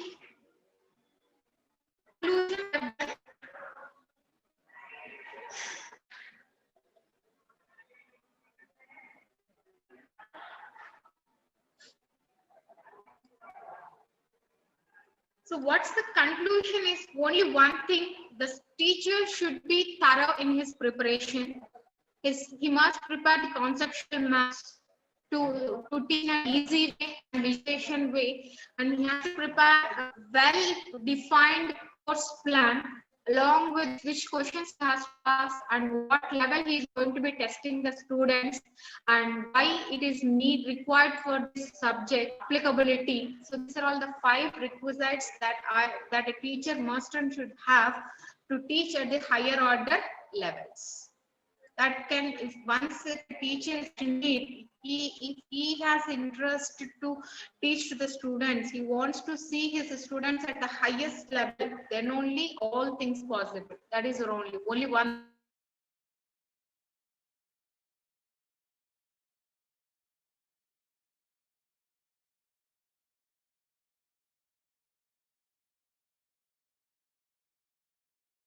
Sorry, due to internet again.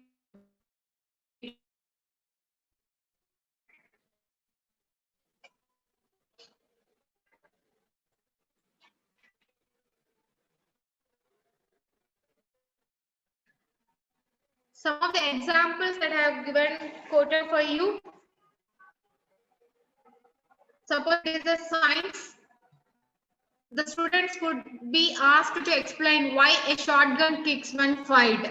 So same thing, if it is a science one, or if it is a given some of the examples to the students, materials according to their physical properties like gas, liquid, solids, or what is the management, diagrams we can ask, distinguishes we can ask, estimates, everything. We can ask them, interpret that one, locate that one, measure that one, solve the particular solution. So these are all the things we can ask the students. So that's it about the importance of the higher order thinking levels to the students. So anyone has any doubts, you all can ask.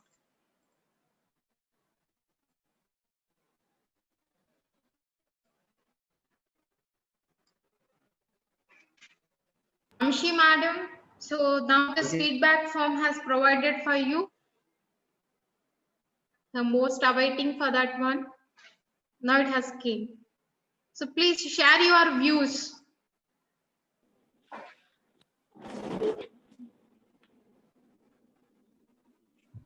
Or at Excuse me, least ma'am. post me what is, sir, Murli sir. Actually, on the model question paper also framed by AICTE based on this Bloom's taxonomy. This is correct, madam. No, sir, we have AICTE. prepared, sir. AICTE, not that Yeah. one. We have added some subsume levels and everything. Okay. What I come to say is AICTE also AICTE, framed exam reform sir. policy. Exam reform Yes, sir, policy, yes, sir. AICTE exam reform policy, in which they have given the model question paper with this Bloom's taxonomy. So we can Yes, also sir, yes, sir. refer. Bloom's taxonomy level. So that's what, sir. National Research Council itself, it is approved from 1986 onwards, and that is adopted by Yes, the yes. Higher Educational Society.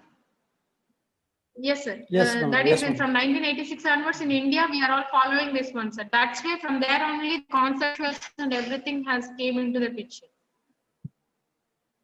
Yes, So ma'am. Yes, anyhow, ma'am. thanks You are for the right. information, sir. Thank you. Thank you. Thank you, sir. Thanks for your more informative presentation. Thank you. Thank you so much, sir. Hello, Thank you, all of you. Thank you, sir. Yeah, ma'am. ma'am. Can we have your PPT, please, ma'am, for our future reference? Sure, ma'am. Can you please note my mail ID? Yeah, ma'am. Just a minute. Ma'am, your presentation was very nice. It was quite inspiring. Thank you. Otherwise, you may put it in the chat box, madam. Yeah, ma'am, sir. At chat box, I have given my mail ID. Give a request that one and share my PPTs. Okay, thank you. Thank you. Okay, ma'am. Thank you so much, ma'am. MPARAL2011@gmail.com. Thank you, ma'am. Yeah.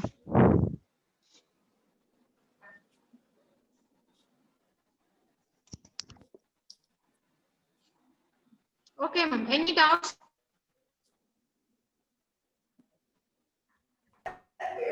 No, madam. No. Thank you, madam. You have done it as usual wonderfully. Thank you.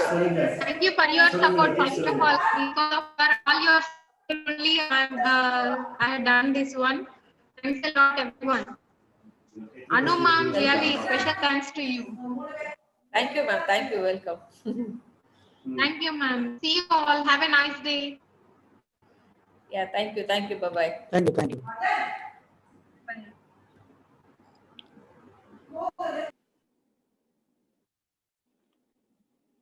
Some of them put it in the chat box. The afternoon session will commence on 2 p.m. Whether it is 1 or 1:30 or 2 p.m.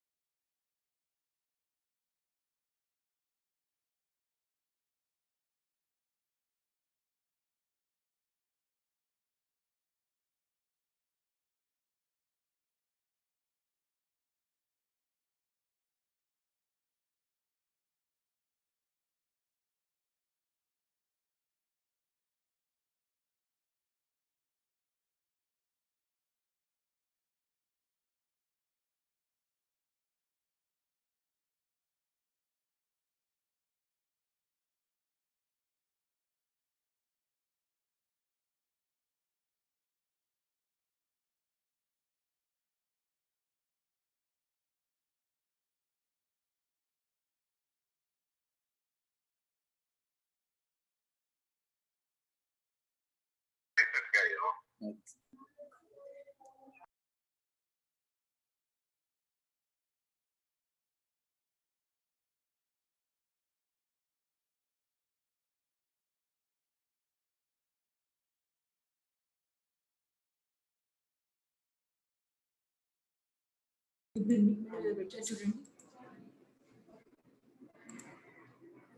sir.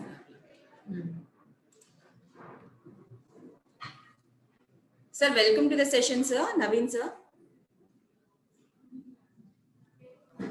Yes, ma'am. Thank you. Sir, are you ready to take the session? Yes, ma'am. Sir, I will unshare this and you can continue, sir. I made you a co-host now. Okay. You can share from your side. Okay.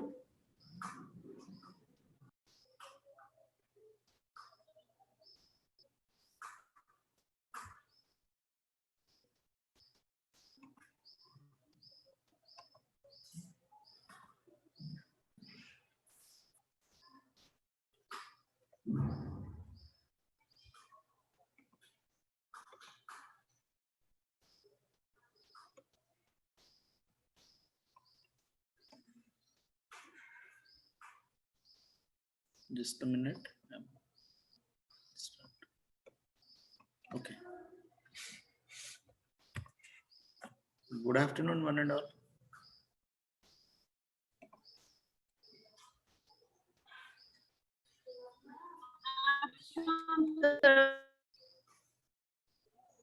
Is it audible, my voice? If someone can confirm so that we can Yes, proceed it with is the session. audible.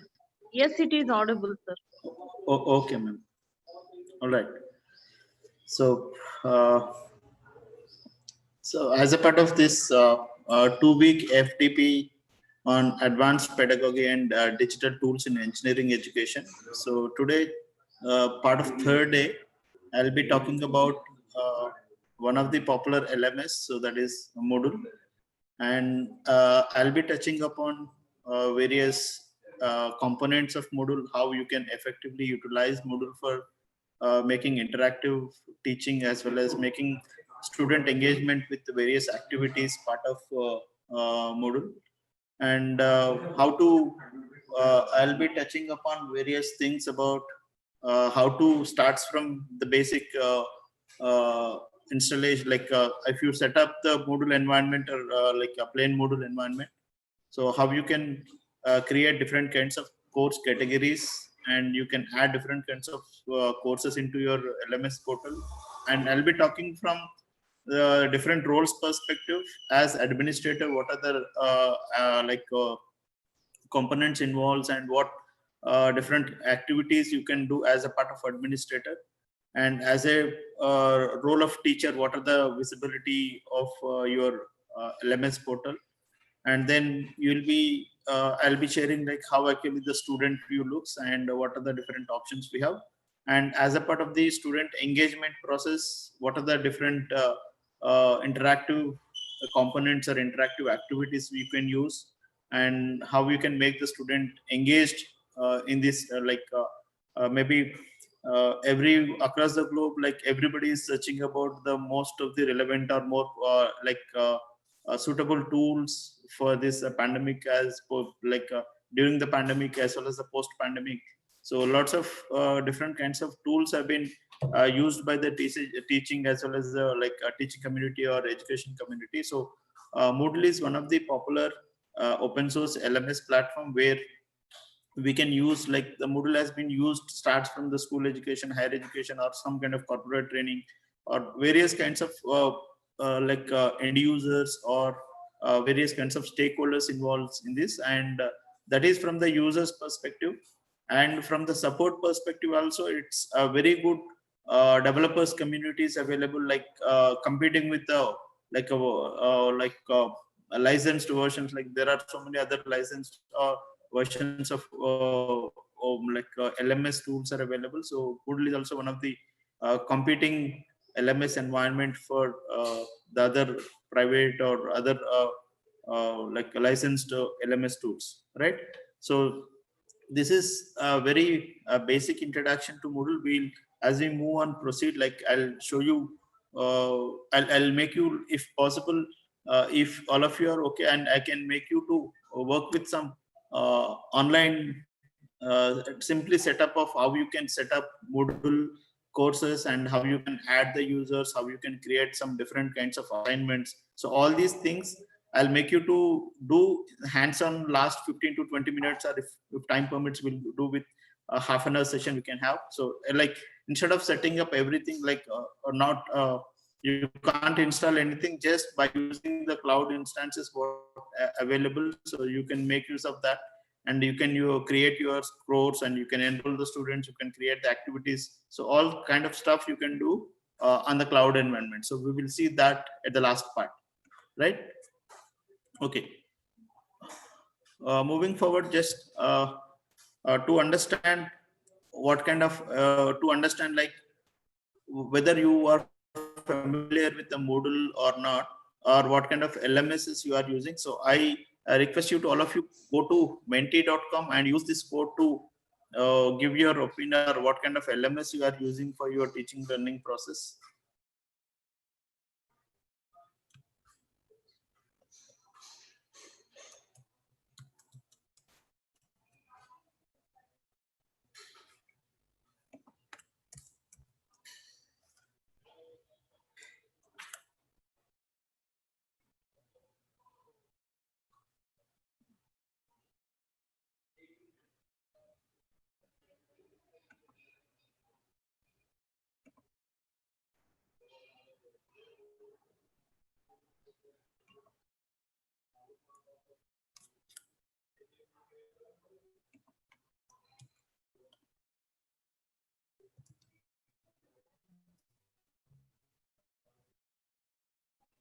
So does anyone responded to this Menti?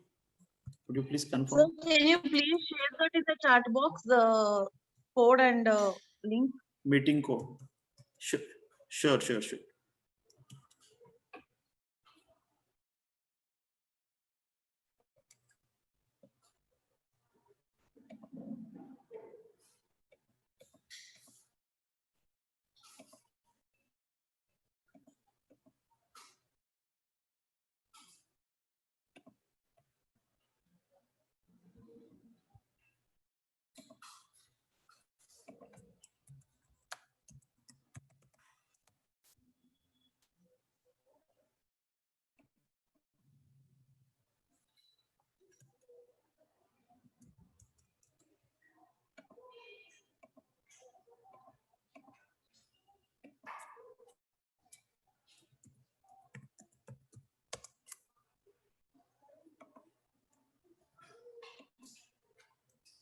So it's menti.com and the code is 8579064.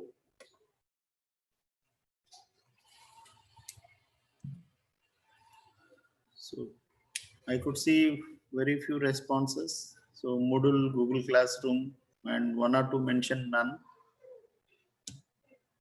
So I appreciate if everyone participate in like activity, so that only 19 participants are there still.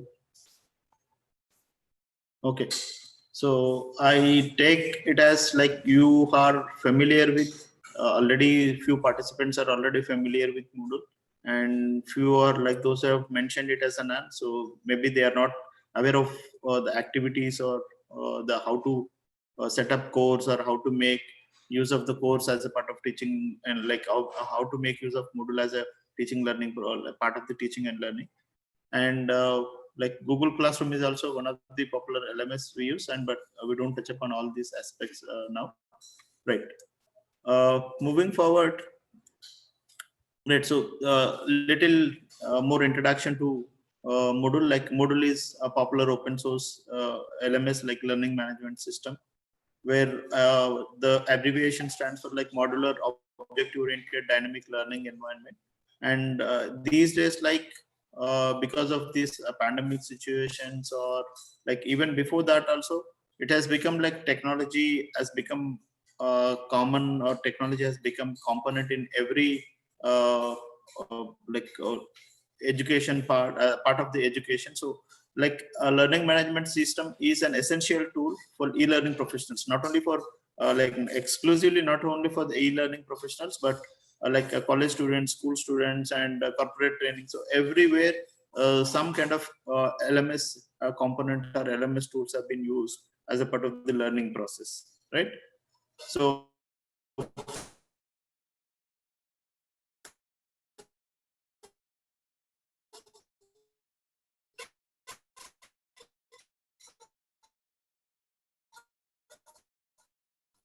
here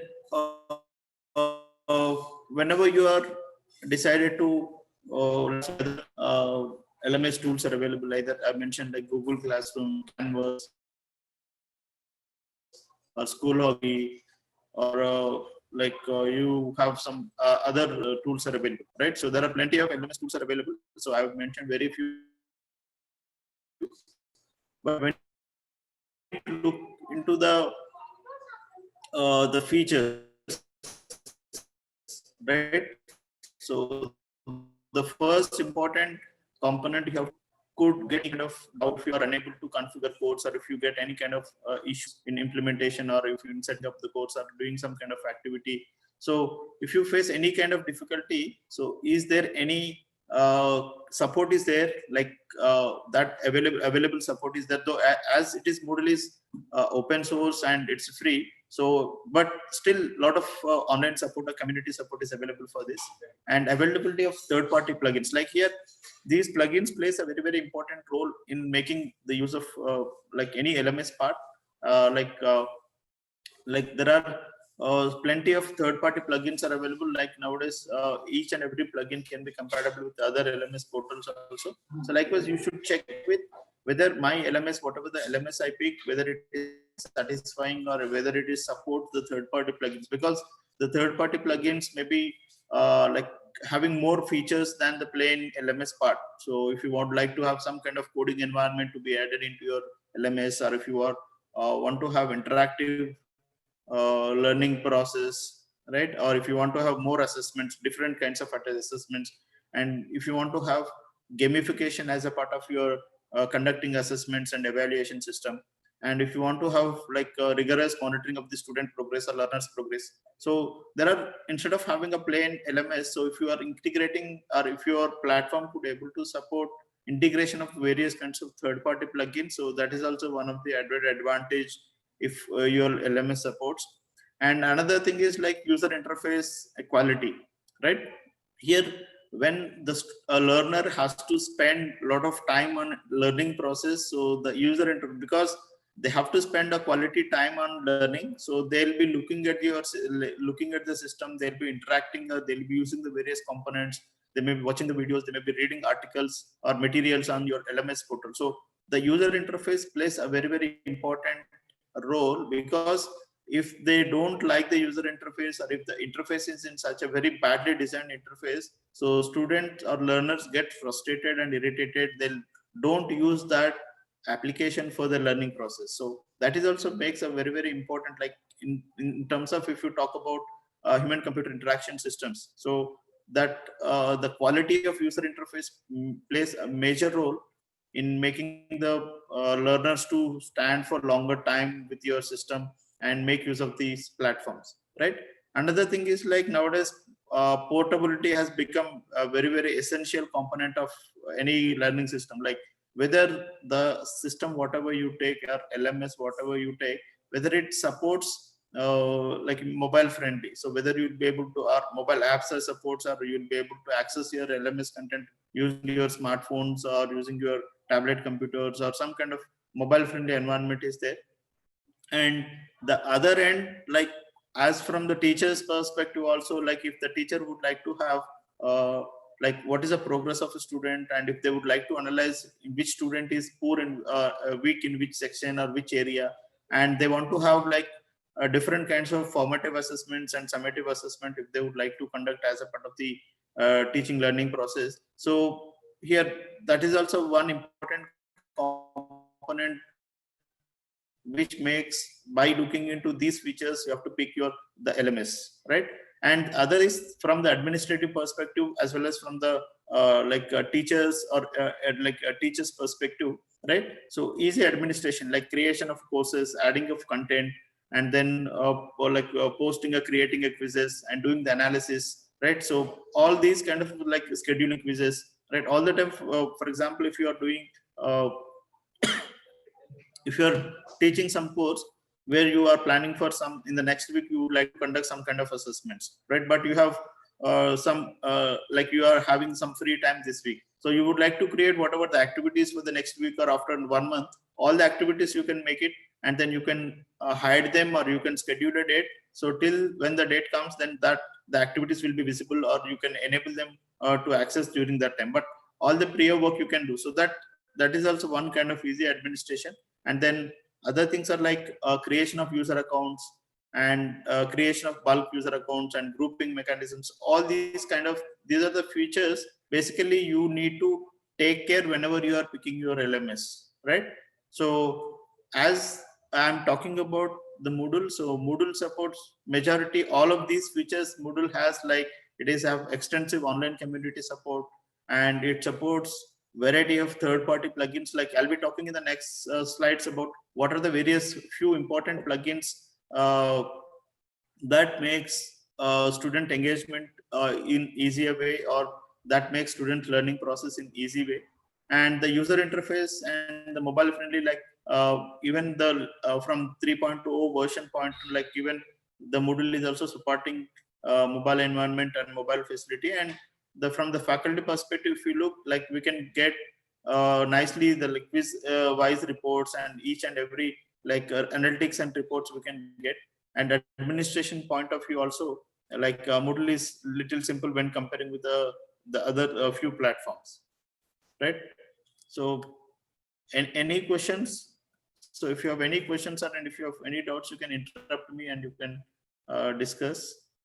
Okay, so as one of the important component in our course as well as in our LMS part, so here whenever you create a course, you will be using, or you want to make maybe like learners may be spread across the different kinds of learning abilities. Either students or learners can be audio, or they will listen to some kind of lectures or thing, then they'll be able to learn. Or few may be having habit of reading through, like they'll learn by reading, and few maybe by watching to some kind of video content and all they may learn. Like, so there are different kinds of learning abilities will be there. Like if you take a class of some 60 students, a class of some 30 students, so all the time it will be a mixture of different kinds of learning abilities, right? So whenever you create a course, you can have the content can be created by concentrating or by making various kinds of learning or satisfying the learners of different learning abilities, right?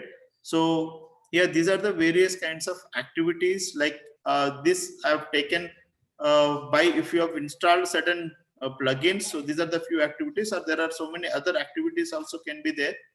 Whenever you install some additional plugins, you'll be able to get all these activities as a part of your course, right? So so I'll mention few of the things like assignment. So assignment is an activity where you can give some kind of question, so where the learners can submit their like if they prepare some kind of handout or notebook kind of thing, so they can they can finally convert, or they can generate a PDF or a Word document, and they can upload as a solution to that particular assignment, right? And all these assignments are visible to the teacher, and then they'll be able to evaluate all these assignments and things. And the attendance, you can have, this is additional plugin where if you want to maintain some kind of attendance or like attendance as a part of your course, so you can add that plugin, and you can create a start date and end date, and what time, like every day you can capture the attendance of you can create attendance, right? And this the big blue button is one of the streaming service. It is additional thing, but if at all you would like to have big blue button activity, if you would like to include, or the video streaming service, like how we are using Google Meet or Microsoft Teams or Zoom for video streaming or online classes. So in similar way, big blue button is one of the video streaming application, open source video streaming application. So that has very good like plugin support with LMS module. So if you, but the restrictions of the limitations are like you need to set up some exclusive server, because the server has to stream or the content, whatever the video content or the audio content and all the things has to be streamed seamlessly. So for that purpose, you need to exclusively set up a good server which could able to stream your video content as well as audio content. So this is additional server required if you would like to have Big Blue button as a component as a part of your course, right? So there are other additional very simple components like chart. You can have integrating like chart with the you can create a chart activity as a part of your course, and you can make use of like people, like you can ask the students to chart on a particular topic kind of thing. And choice is also one kind of thing where you can have capturing the student or learners options. Like if, for example, if you would like to capture some information like overall having what are the different kinds of LMS platforms they have used, right? So you give a question and there are so many number of checkboxes or kind of thing. So they have to pick what is the option they would like to. So in such kind of things, so like choice is one of the activity where you can use, and you can use create a database activity or e-voting. There are so many other things and external tools also you can use. And this feedback is also one of the thing, like you can create a feedback capturing, like for example, if you would like to as a part of your course, at end of each of the chapter or each of the unit, you would like to take a feedback. So what are the like you may be, if you are following outcome based education, so you will be mentioning about what are the course outcomes of that particular chapter or that particular unit. So at the end of the particular topic or unit, so you would like to take a feedback, like whether whatever the outcomes have been, objectives have been mentioned in the beginning, whether those objectives or outcomes have been met or not. Like that, if you want to take all these feedback kind of things, are on a 5-point scale or a 3-point scale, or like whatever the scale you would like to have, so you can set up all these questions using this feedback activity, and you can create that activity as a part of your the course. And the forum, like it is very essential, like discussing, like maybe if they are coming like offline, and if they could sit in the classroom, so they can have lots of discussions internally, and they can peer discussions will help them to learn better. But having in these kind of difficult situations, and learning is happening through different kinds of environment, virtual environment, so even you can utilize these forums as well as the topics, like where the announcements you can make and the learners can talk about and they can share about their views. Like the forum is one of the activity where, so you can make the learners to participate in engaged discussion, so that they can share their opinions and the other learners can also comment on that opinion. So like that we can have the forums can be utilized. And these are the additional activities where you can see this is one of the plugin called as a game plugin. So using that like we can set up the, I'll show you the some snippets of how actually the crossword puzzle looks, and I'll share a few of the snapshots from my course, like how actually this crossword puzzle looks, and like a hidden picture, millennia game. So millennia game is similar to your KBC game. I hope you are familiar with Kaun Banega Crorepati game, right? So it resembles in a similar kind of thing. You can set up some 15 or 20 questions. It randomly picks some certain number of questions, and based on first question, if you answer, you'll be moved to the second question. And then so it gives some kind of learners engagement, as well as learners can with some kind of motivation or some with a gamification, so they can enjoy learning, as well as they can interestingly participate in all of the activities. So similarly, you can have snakes and ladder game also you can set up for all of these things, for all game based activities. So back to that, you need to set up different questions, what kind of questions you would like to ask the student. Based on that, it automatically, if you configuring this snakes and ladder game, or if you have millennia game, so back to that, you need to set up some quiz. and that quiz or the questionnaire. So this game will pick the questions directly from that quiz or from that questionnaire, and it populates into this activity, right? And this GeoGebra is again another mathematical plugin, so where you can integrate that into the thing.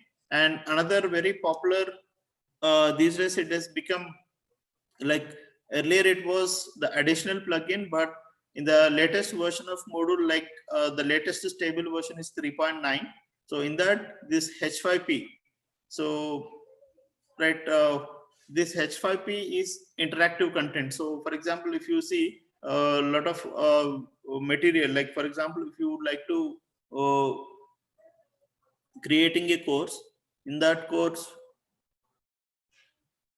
you are creating a course. As a part of your course, for example, you want to make your learners to go through some kind of video content, right? So if you are sharing some video content, either it can be a YouTube video, or if you are taking your own prepared like a lecture video, and how you can ensure that whether the student has gone through those video content or not, right?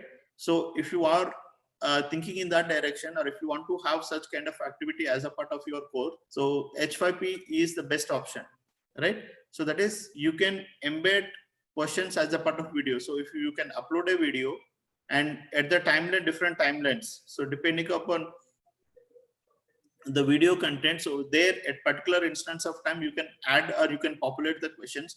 So based on the answer of the questions, it will like you can have lots of features there, whether you want to stop while the question comes, like, or you want to like until unless the participant answers that question, so you can't proceed for the next video part, or what you want to make. Like all these options are available when you are creating H5P content. So the additional plugins are like the lesson, so where you can create the group of topics or things you can mention it as. And so if you are making something like a complete activity, like if you are like making 2 or 3 topics you are pulling together, and if you want to have a structured way of learning, so you can integrate the like lesson activity. And mind map, like if you are some concept or in a particular subject, if you want to have some kind of analysis where some classification of systems are there, or correlation between the various kinds of components are there. So if that makes like mind map maybe the one of the suitable activity in such kind of situation. So if you include that, collaboratively the mind map can be drawn on that particular tool, right? So mind map is also one additional activity you can have, or you can install that a plugin based on your requirement, right? And similarly, questionnaire. So in these, few of them are additional plugin activities are there, and few of them are by default you get. So like assignment, chart, and then external tool, feedback, forums, and a lesson, quiz, survey. So these are all default questionnaires, default plugins or default activities you have.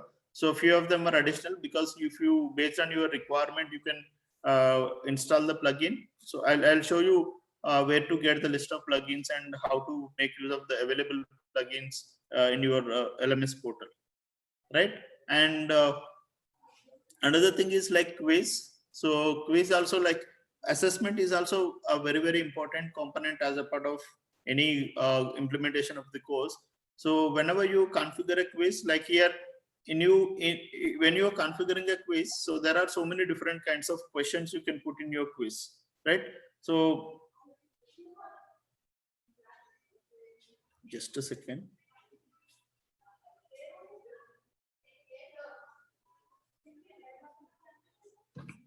Right. So here, if you are setting up a quiz, so you can have starts from multiple choice questions, fill in the blanks question, and calculated numerical question, or you can have you can install some kind of other plugins also to populate a code to 2 different question types, right? And then you can have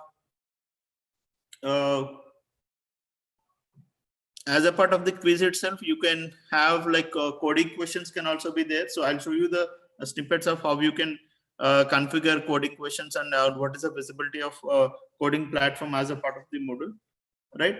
And you can have true or false questions, match the following questions, and calculated like numeric calculated questions where you have to. And one more, one important component of the quiz creation is, for example, if you are preparing some kind of aptitude question paper, right? So if you are giving something like, if time and distances, based on that time and distances, if you are setting up some quiz, and for one student, like you display time equivalent to some 5, and if they would like to calculate the distance. For the other students also, you don't want to have the same numericals. If you would like to change the numerical values, so automatically you can configure that, and all the students will get the different values, the numericals, and but the question will be the same, right? So such kind of thing, calculated questions also you can generate, so that it will prepare automatically some kind of question bank, and each student, back to that, you should give something like the formula for evaluating that question, so that automatically it generates the answer, and it evaluates like whatever the numericals generated as a part of your question. So based on that, you have to give proper formula, so that it automatically calculates the value and it generates the answer. So such kind of possibilities are also available as a part of quiz in Moodle. And then Scrum packages and surveys. When you include these surveys, it's the default questionnaire. But if you would like to have customized surveys kind of thing, there are additional plugins are also available. And this is virtual programming lab for actually for coding questions in for coding environment, or for coding programming languages. So you can use one of the plugin called as the CodeRunner, so which is actually comes as a part of the quiz. So CodeRunner is one type of question you have to add in a quiz, but it is not visible directly as an activity. But whereas the virtual programming language, virtual programming lab is an external activity, right?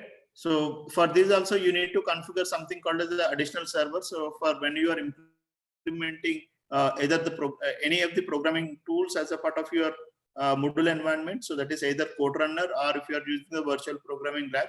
So each of these tools require some kind of additional infrastructure facility. So our additional server need to be configured, because whenever you execute any program, so that on the Moodle server it does not get executed. So you have to like from this the Moodle environment, the request will go to the server. From there, that evaluation performs on the other server, where either you are setting up the CodeRunner, or either you are setting up the virtual programming lab. So in that server, that evaluation will be done, and the results will be sent back to your Moodle page, right? So for setting up the like CodeRunner, you need to have server called the job server. So that is JOBE. That is called as a job execution server. And for virtual programming lab, you require something called as the jail server, right? And likewise, you can have other wiki pages if you want to add some wiki articles or wiki kind of thing. And this is one of the very latest plugin in Moodle is like WooFlash. So where you can have the main advantage of WooFlash is like monitoring the progress of learner, right? So this is a very latest plugin available in the Moodle. And one more important, very important and interesting activity or the plugin in like in Moodle is workshop plugin. So with the help of the workshop, what you can do is you can create like a peer-reviewed assignment. For example, if you are configuring some kind of assessment or assignment where you post some question, and student will submit a solution for that particular assignment. Either it can be they write on the piece of paper and they take the print, or like a caption, like they take the photocopy of that, or they take the photo of that and convert into PDF, and they'll upload as a solution to your question. Like that, if every student like participate in the activity, so that as a faculty or as a teacher, you no need to evaluate. So you can set up workshop activity in which the peers will be assigned. Like for example, if you can set up in such a way that one activity has to be evaluated by 2 other peers, right? So likewise, either you can assign for one-on-one, or you can assign 1 to 2, or one activity has to be evaluated by 2 peers, or one activity has to be evaluated by 3. So that, which means that every student will get another 3 documents to be evaluated. Like that, automatically whatever the submissions will get, all the submissions will be get notified or will be available with the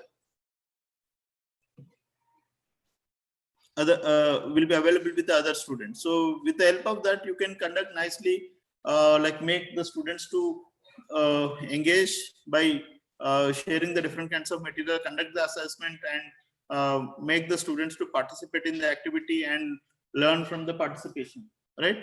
So this workshop is very helpful whenever you would like to have peer-reviewed assessments, peer-reviewed kind of thing. And in addition to that, you can integrate the third-party video streaming tools like Zoom meeting is also one easy, like easily you can configure the Zoom as a part of your module. And similarly, you can have Microsoft Teams or Google Meet. So, but there are little challenges in configuring all of these plugins into your Moodle environment, right? So I hope I'm making clear like what different activities are there. Is any doubts till now? Shall I proceed for the next, like the resources?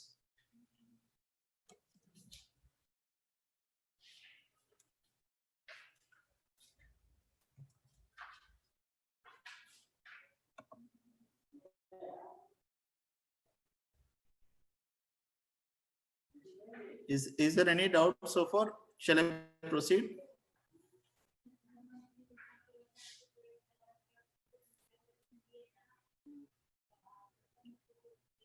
So at least one can confirm.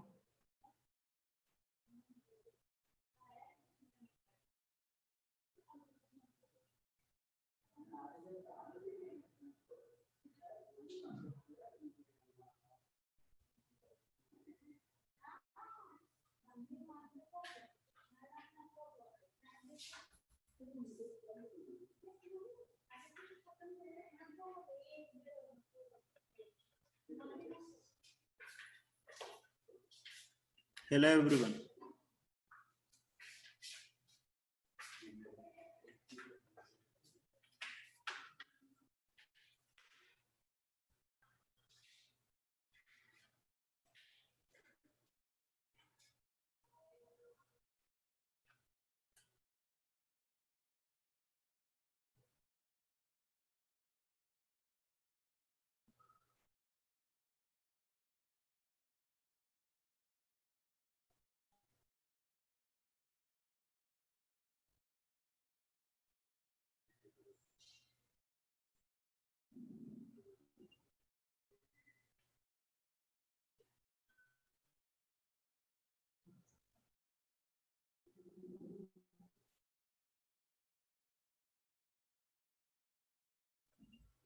Hello.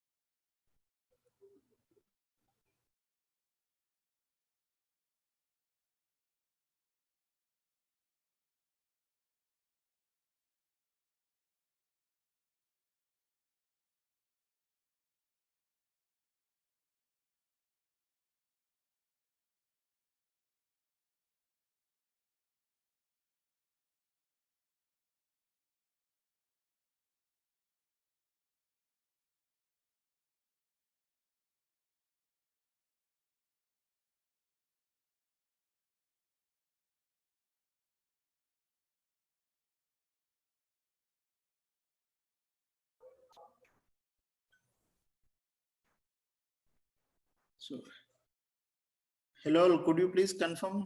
Do you have any doubts, or shall I proceed with the next topic?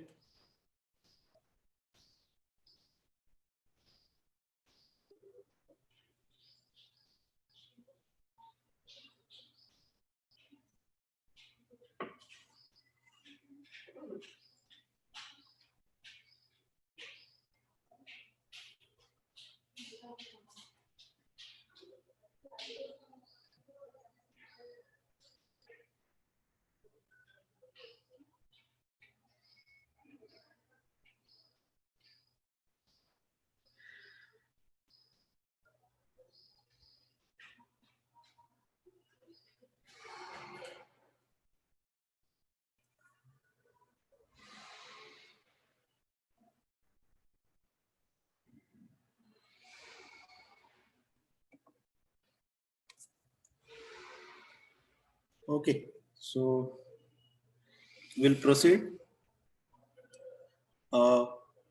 In addition to the various activities what you have, so you can set up different kinds of resources.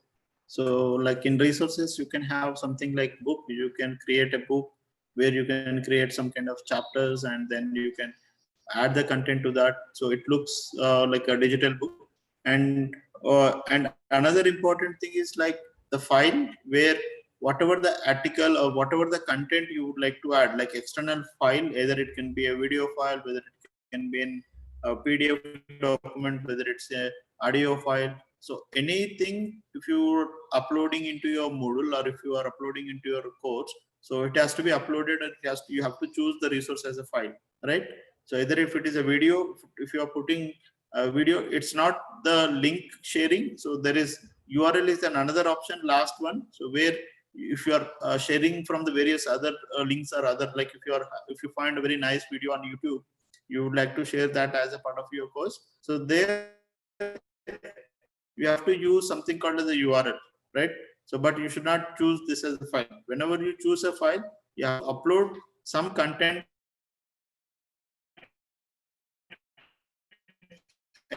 either from your computer or from some is resource. If you are putting all the collective resources, or if you are putting kind of content, so if you would like to have that added to be into a one folder, so where you can create a folder, and in that folder you have to add or upload various kinds of files into that. And similarly,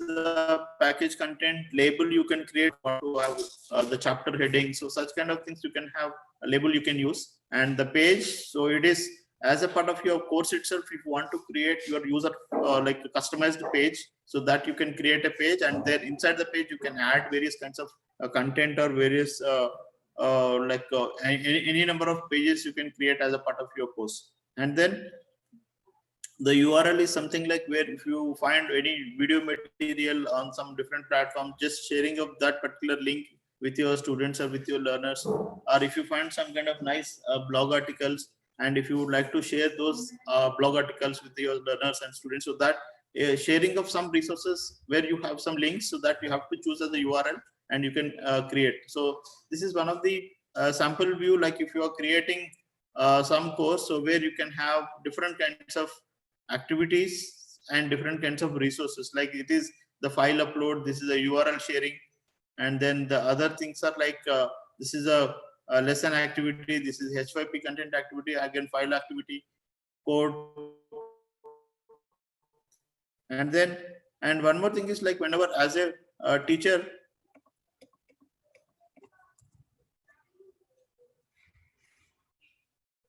so as a teacher, whenever you get time or whenever you find time, so you will be creating all the content, but you want to restrict that to be visible from the student perspective. So that you can create a hide. So this is one sample thing where it has been hidden from the students. It is only visible to administrators, as well as it is visible to only the teacher role, right? And the last one you can see, last two ones are like this is the announcement of the forum, so where they can talk about students can participate in a discussion activity. And the last one is a peer-reviewed assessment. It's a workshop activity. Like this, you can make the students to be part, and students can participate in different kinds of activities, and they can learn effectively, right? So moving forward, so to enable all these kinds of activities as a part of your learning management system or LMS platform, so you need to have different kinds of plugins.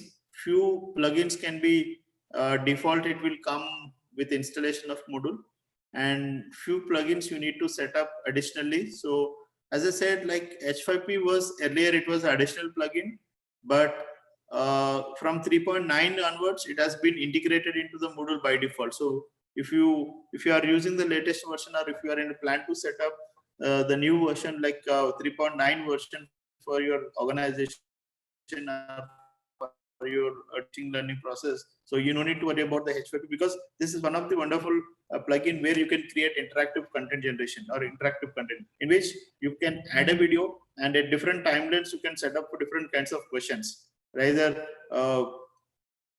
multiple choice questions or different kinds of questions you can set as a part of H5P content. And the other plugins are like game, where, as I've shown you, like you can set up like crossword game, you can set up Kaun Banega Crorepati game, or you can set up like a millionaire game, and you can have snakes and ladders, right? So different kinds of game or gamification help the students to participate interestingly and with enthusiasm. So game is also one of the important plugin. Every like LMS portal or gamification has become part of learning process, right? So Level Up is also another additional plugin where you can use a similar kind of thing for assessments as well as for gamification process. And CodeRunner virtual programmer, as I already talked about, like attendance, mind map, Flash, and the questionnaire. So there are so many other plugins also available. Just you can look into the if you want to have the list of plugins, then just go on moodle.org, and then there you can download and you can look into the plugins list. Or directly you can search and like on the Google like Moodle plugin, so that you'll be directed to that. And if you would like to install the plugin in your system, so first you should, it's the best ways to there are so many different like 1 or 2 ways where you can add that specific plugin into your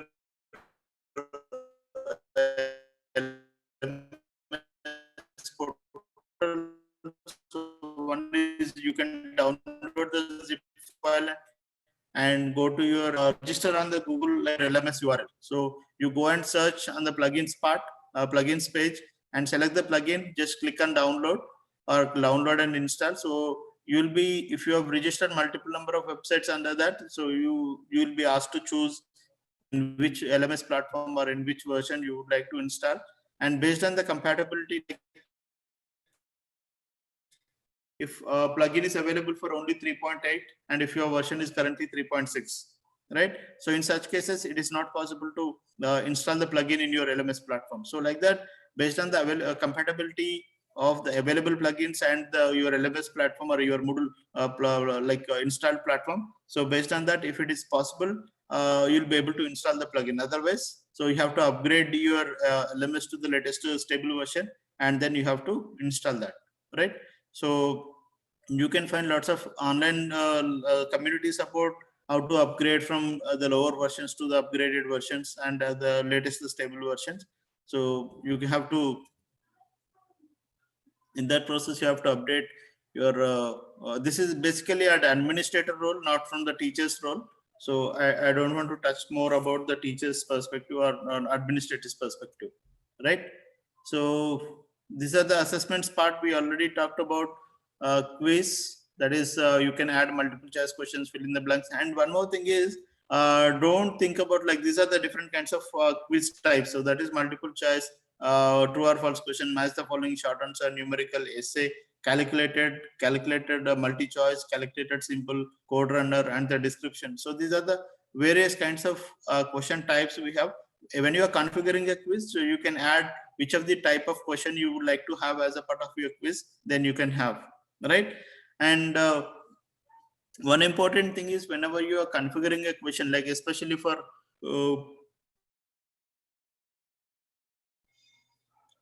multiple choice questions, fill in the blanks questions, and match the following questions. So you no need to add individual questions, right? So you can prepare nicely a template format. There are different kinds of template formats. Are there few popular are icon format, GIF format, XML format. There are different, and whenever you go search there, you'll be able to see different like options of the platform or different formats in which you can upload a quiz, right? So upload a question bank. So that makes very easy job instead of uploading one question after the other. So you can prepare simply if you are handy with the format. So very simple formats are there. So icon format or gift format are very simple. So where you can, just a second. Right. So you can simply prepare a question bank or all the questions in simply icon format or the gift formats, and you go to the quiz and you will be finding some options like import and choose the category into which you would like to upload your quiz, and then you can nicely put all the questions into, in a single click you can upload all these questions into your LMS portal, right? So it is very hassle free, and you no need to worry about like configuring each and every question one after the other, right? So the other assessments part you can use, like assignments you can use, and the peer reviewed assignment using the workshop activity you can conduct, right? And one very important component as a part of your quiz is the center one, which I've made like MCQs with CBM, right? So here MCQs with CBM is, for example, if you are conducting an MCQ test, how are you confident that, or when the students are answering, like here, if you are putting a MCQ test of 4 options, and then it's a probability of like 0.25 is a probability of having a correct answer. Like if they choose any of these, like there is a 1/4 probability is there. So in addition to answering the option, or in addition to the selection of the answer, so they have to mention, like in the CBM option, whenever you configure a quiz with CBM, they have to mention their confidence levels also, right? So how confident they are about that particular answer. So if they are more confident, as well as they gave the correct answer, and the grading will be given good.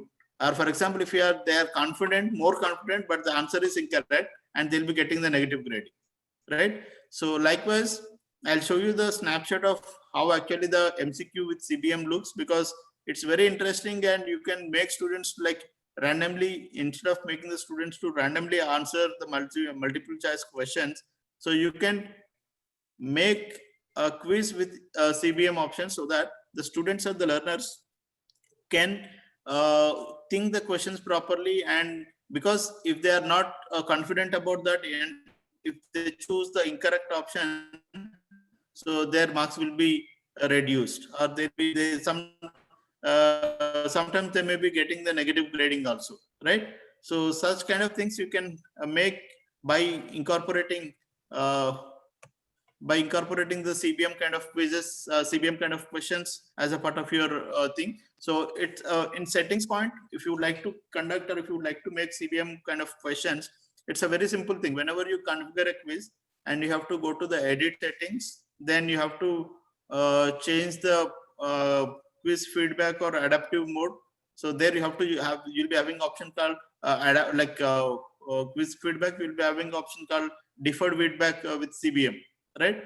So if you choose that option, and entire features, whatever the CBM features you would like to have, all of these will be come for your quiz, so that the students will be getting an option for each of the answers. So they have to give the confirmation for each of the question. They have to give confirmation that how confident they are about the particular answer, right? So that also makes very interesting from the faculty perspective. Also, you can analyze clearly for which question or for which option majority of the students are giving a wrong answer, and so that you can identify what are the misconceptions of a particular topic, why actually students are thinking in that particular direction, or why majority of the students maybe got confused with that particular topic, and more number of students have given the wrong answer as a correct answer.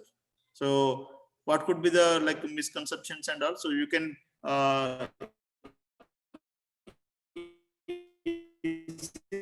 analyze if you could have.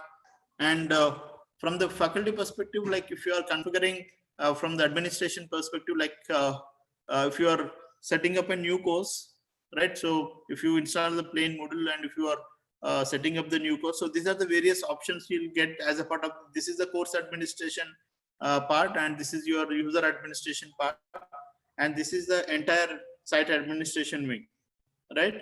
So if you click on, like in the site administration, if you click on users, you'll be able to see these options. And if you just a second.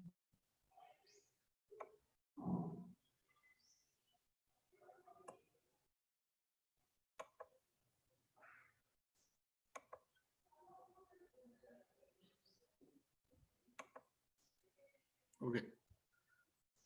Right. So if you click on these users, so you'll be able to see. If you click on these users, you'll be able to see these are the options for the user account. So that is like a browser list of users.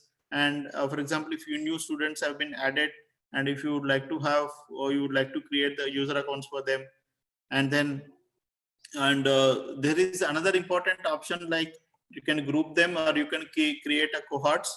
So cohorts are like, for example, if your LMS platform is having some around 5,000 students, so spread across different years of students and different branches and different streams of students, and there are some specific courses where you want to there are so many different kinds of, one important thing called the enrollment method, where the students can enroll on themselves. Like if you share the key, the students can enroll.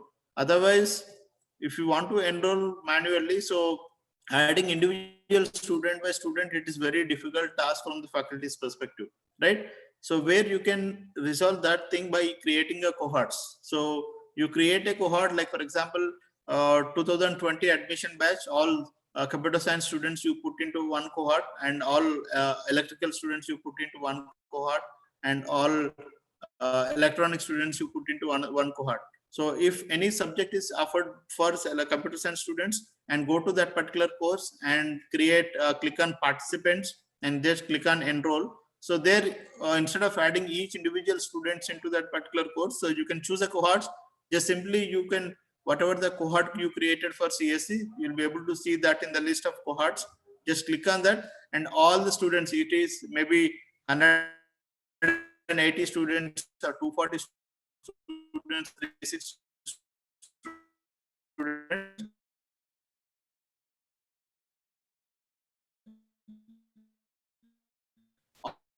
all the six total number of students, whatever the particular cohort is enrolled into the courses, so that students get deleted from that particular course, right?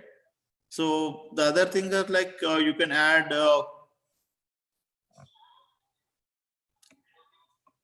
individual users, and there are some other additional like upload users. Upload users is also one feature, like where you can have a bulk user upload. Like if you want to create the users all in single go, just you can prepare nicely a CSV format where you have username, passwords, and email IDs. So just you can go into upload users, and then you can upload all the users in single click. You can make sure that all the students are ported onto the or like uploaded onto the your LMS portal, right? And similarly, so when it comes to the courses, so there are so many different options and features are there. Here for courses, you can create categories.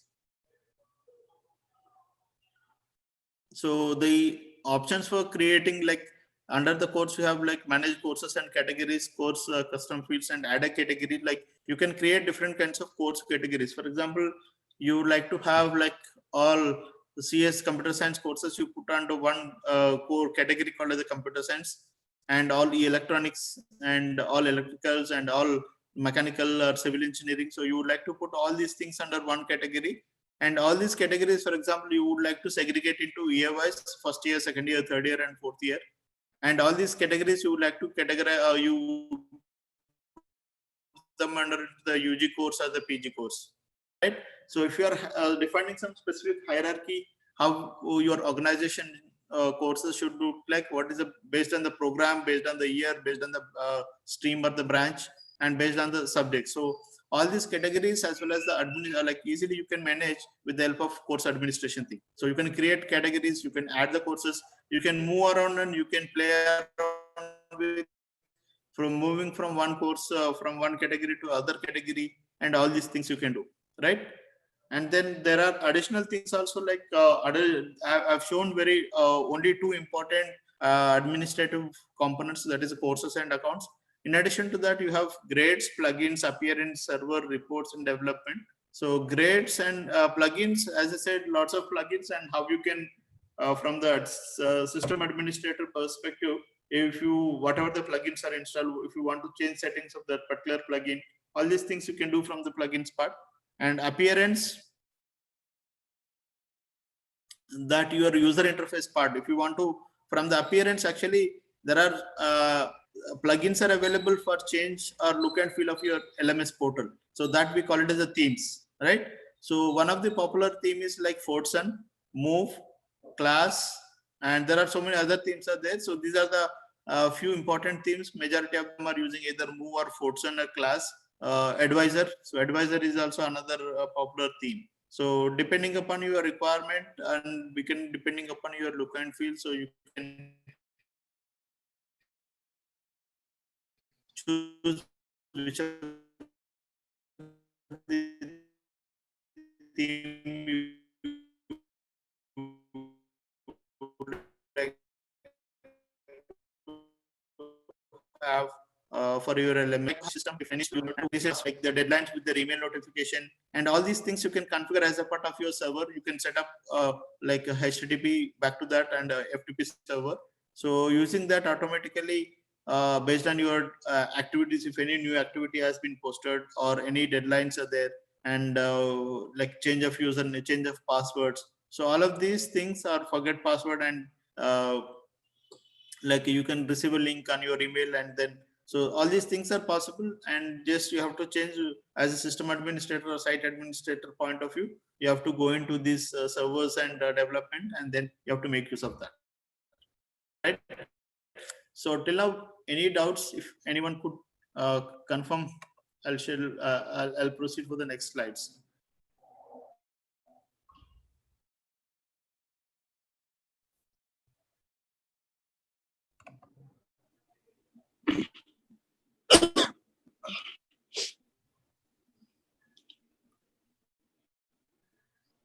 Yes, sir. Any doubts so far, or shall I proceed? Okay, thank you, sir. No, sir, you can proceed. Yeah, please, sir. Thank you. Thanks for your acknowledgement. All right. Right. So this is actually why when I am talking about the learners engagement, so you can use the different kinds of activities, and you can make use of just a second.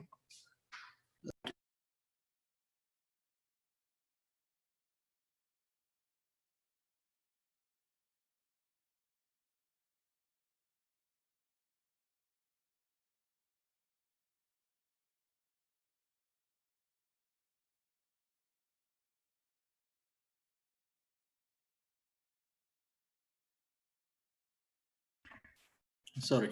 Right. So as I was mentioning about learning engagement and gamification is one of the important component which actually Moodle supports with the help of different kinds of plugins. So this is how the game plugin looks like. You can have for example, if you are setting up, this is the crossword puzzle and this is the KBC or Millionaire game. So which similar looks like your Kaun Banega Crorepati. So like the students will get feel of like the playing the game. So they'll have these again the same 4 options like 50-50, phone a friend, and like a friend suggestion or kind of thing. And it automatically picks these 15 questions randomly if you are setting up question bank back to this activity. So they'll be able to get all these things. And then if you choose some activity like 50-50, so automatically you'll be able to see some kind of window here. This is, I think, been taken snapshot by looking into the phone a friend option. So here it will suggest here like in some kind of thing here it will suggest. So based on that you can pick the answer, something like. So it is very interesting to integrate making the students to go through these kind of activities in the learning process, so that it creates interest in the students. And similarly, this is another game or gamification. So using the crossword puzzle, and this also comes as a part of the game plugin. So where you can set up some questions, right? So if I've set up some 5 or like it's a very simple snapshot I've taken, like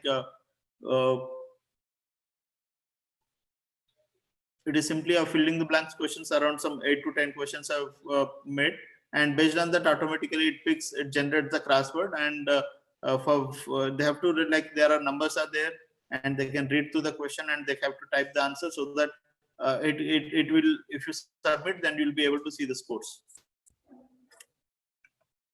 Right. And this is, as I was talking about, like a quiz with CBM activity. So in quizzes CBM, like here you'll be getting, whenever the students choose a particular option. So here you have to having like certainty like C1 equivalent to 1. So that is unsure when the students are not sure about the particular answer. And then C1 equals equivalent to 2. So that is like if they are unsure like less than 67% and greater than 67%, and they are quite sure about that particular answer, then they have to select C3. So based on this, we can analyze whether the students are choosing the options or answering the quiz based on like whether they are confident about that answer or randomly they are giving the answer. So this makes a very interesting and important part of assessment thing. And this is actually the field of CodeRunner plugin. So as a faculty, if you could configure the question, like this is a very simple example what we have done. Like, so you can set up a question, you can give the test cases, and this is a window from the student thing. So where they have to log in and they have to code, and they'll be able to execute, like how they could able to have. So in similar ways, they can write code here and they can test it, and they can test for the different kinds of test cases, and they'll be able to see all the results here, right? So one important thing is like a module as a part of the module. So where they can integrate, or we can integrate as a faculty or as a teacher, so all different kinds of activities. So don't run out for the different activity, different platform, for coding one platform, or for video sharing one other platform, for conducting quiz another platform. So all these things, instead of making you multiple number of tools for a single subject, a single course, so we can integrate all of these things into a single platform where all these, either it can be a coding, whether it can be assessment, or it can be a quiz, or it can be sharing of resource materials, attendance, and all these things you can put on a single LMS platform. So that makes learners also can easy. And we have something called as completion status. So if you enable for particular for your course, so there are some options in the course side, course administration part. If you enable like auto completion status, right? So when the students completes activity, so they have to select the checkbox. If they have done with that particular activity, they have to select the checkbox, so that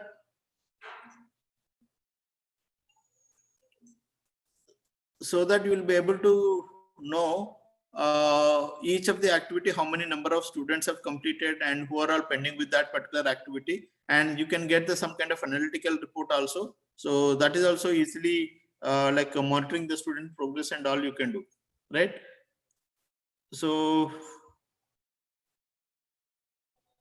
if you are interested, shall I make you to go through some kind of hands-on, like if you are not practiced, or if you have not used a module yet, so simply you can use the cloud instance of Moodle.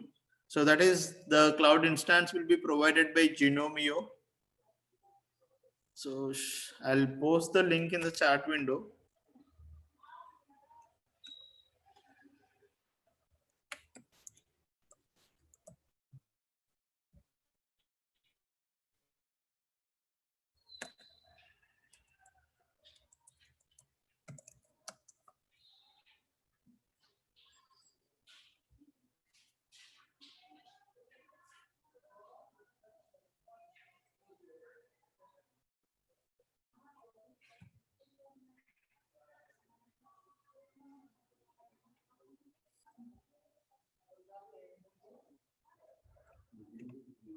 So shall we have a very small practice? Like if you open this genomio.com, so you'll be able to see this kind of user interface, right?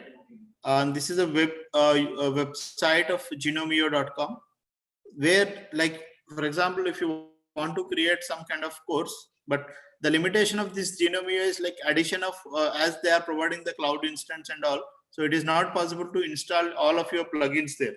So you can experience how to create a course or some features of site administration, course administration, creating a user accounts, and then enrolling the users, creation of a quiz, and all the things you can experience. Like only the addition of plugins is not possible as a part of this Genomio. So can we experience now hands-on with Moodle?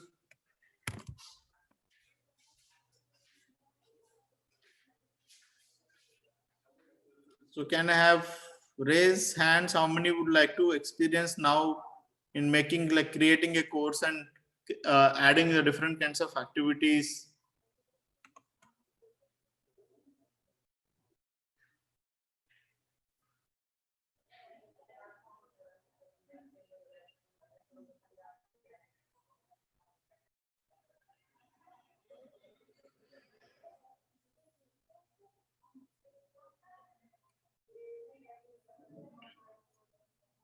Yes, someone can give response.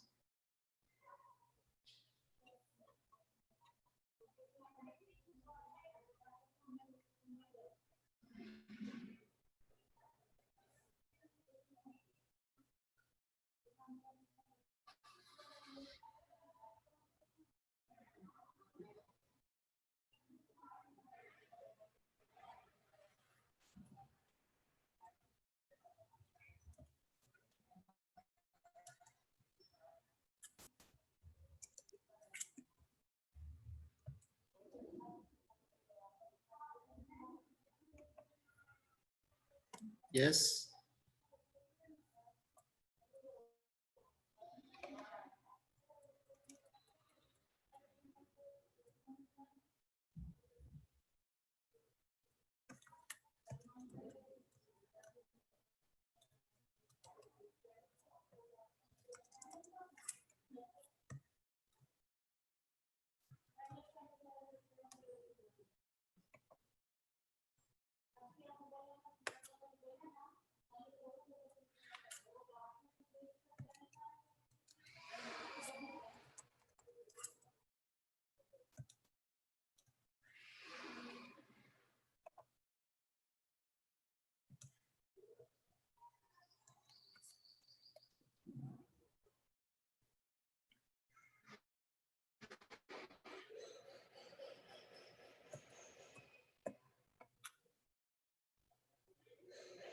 So how many want to have experience now with hands-on, so that you can just open Genomio website and there you can give what is the URL you would like to have.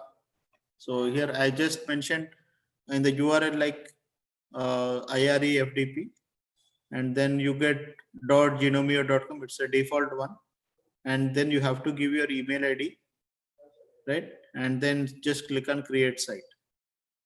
So it's a very simple steps. If you would like to have Moodle instance to experience, like to practice or to experience how actually the course creation happens and how all these administrative things you can do, or the course administration, site administration, user, all these things you can do. So just you no need to set up everything like servers and all. So simply just create your own site or your own LMS instance, and then you can make it things work, right? So if you are ready and if you are interested, then we'll proceed with the hands-on part. Sir, you please repeat the process, sir. Login process, please. Yeah. Just you open genomio.com is a URL, sir. You could see, you'll be able to see the URL on the screen, right? Or I pasted in the chat window, or I mentioned in the chat. I'll reshare.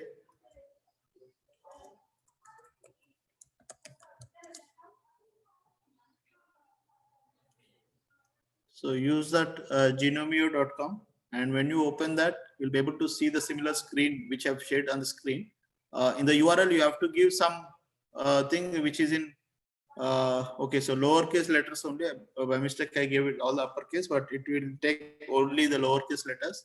So you can give your name or mycourse.genomia.com or your name, your organization name, or your research name or topic name kind of thing. And then you have to give your email ID. So you'll get the credentials like admin username and then the password for that. And what is the URL you have? All these things you get onto your email.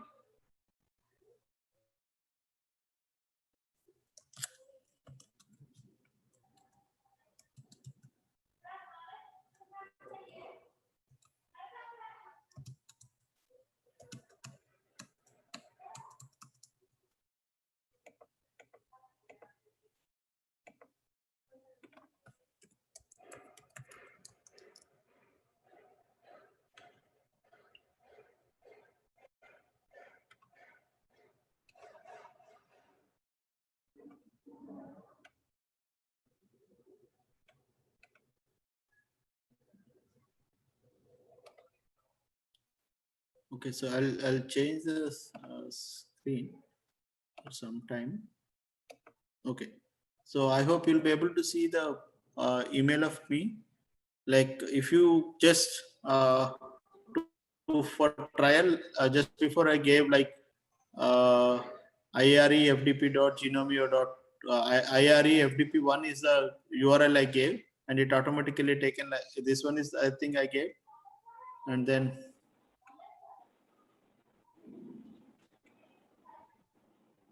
Whether we can give or enter our name, sir, in URL. Your name you can give, sir. Okay. Given in, yeah, if you give that and you will be able to, so this is created and you get onto your email, so you get the username as an admin and the password you get. So just go to that particular URL and this is your Moodle instance created for you. I'm logging in with whatever the password I've received. So this is your Moodle 3.9 dashboard. I hope you'll be able to see, sir. Yes, sir. Yes, sir. So the dashboard window.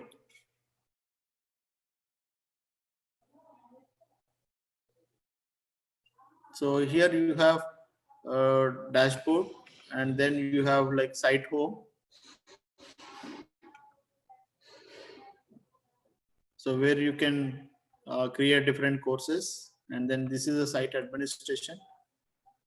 So you can register your site onto moodle.org so that you'll be able to download the plugins, whatever you require. And this is what I've shown, like site administration, users, and then courses, grades, plugins, what you require, and then appearance where you can change your themes and all. And Is then this your server entirely configuration like HTTP. Pardon, sir? Is this is entirely free of cost, sir? Okay. Yes, sir. It's for trial.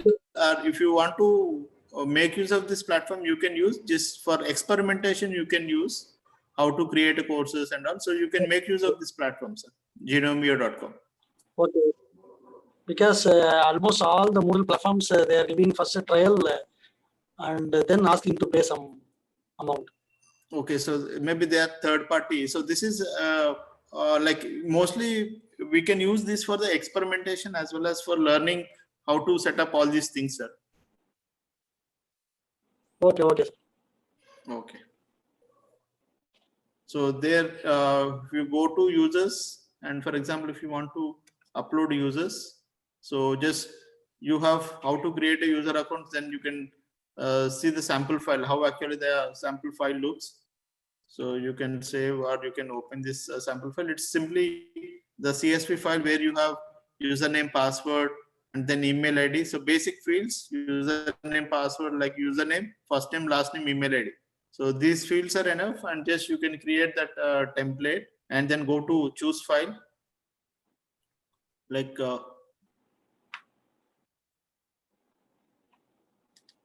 upload a file, and then you go to whatever the file you downloaded. So these are the sample user accounts have been there. Just upload. Then if you upload this, So these are the 3 dummy users I'm creating from the sample example file, and then you can upload the users. Right, so you will be able to see 3 users created and there are no errors, and then you can continue.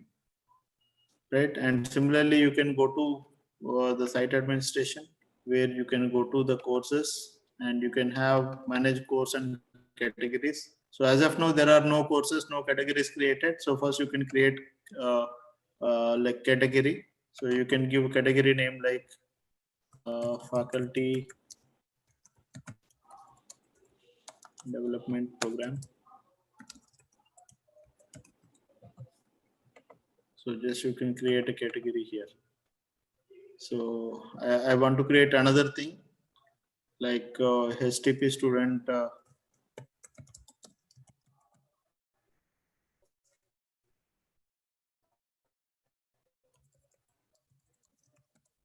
program. So I'll create another category. So now you can see here 2 categories. So one is, okay, so this has come inside this. You can change here, like you can move from one category to another category.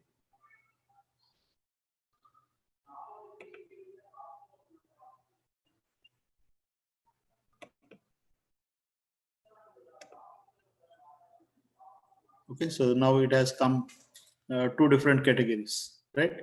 So in this category, for example, if you want to create a new course, for example, as I said, default it is selected as student thing, and now I'll select like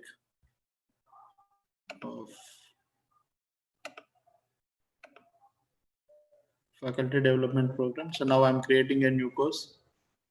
So that is AICTE FDP.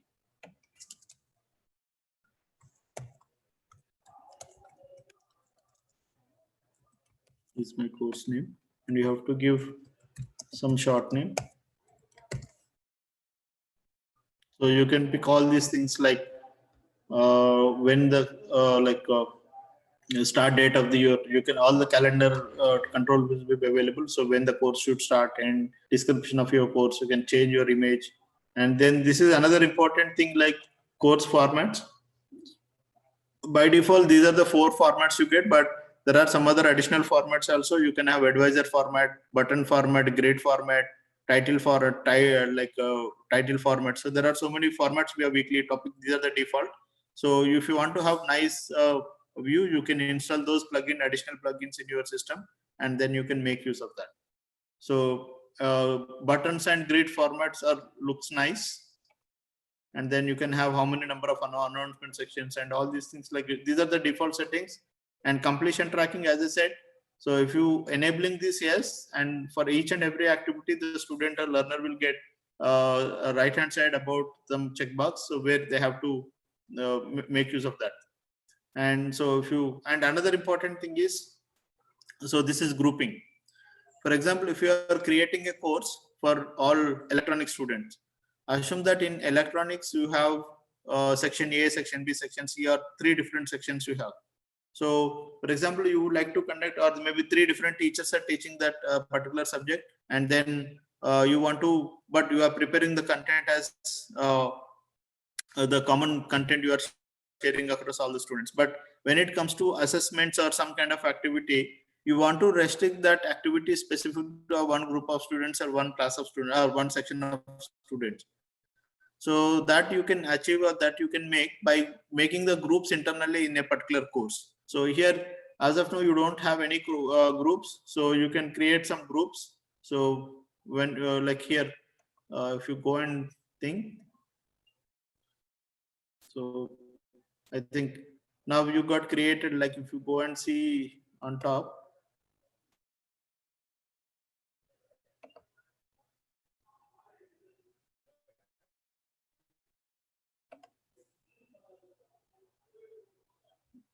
okay, so now this is the one course which I've now created. Likewise, you can create another course also. So add a new course, and then you pick which category you want to have. So here also you can choose like in which category you want to have. By default it was created in, like initially we created in faculty development program. Now assume that you want to create in student development program. Assuming like AICTE, CTE underscore student some technical program. So I'm renaming the same, and which comes under this, and similar you can have all these options. So just save and click.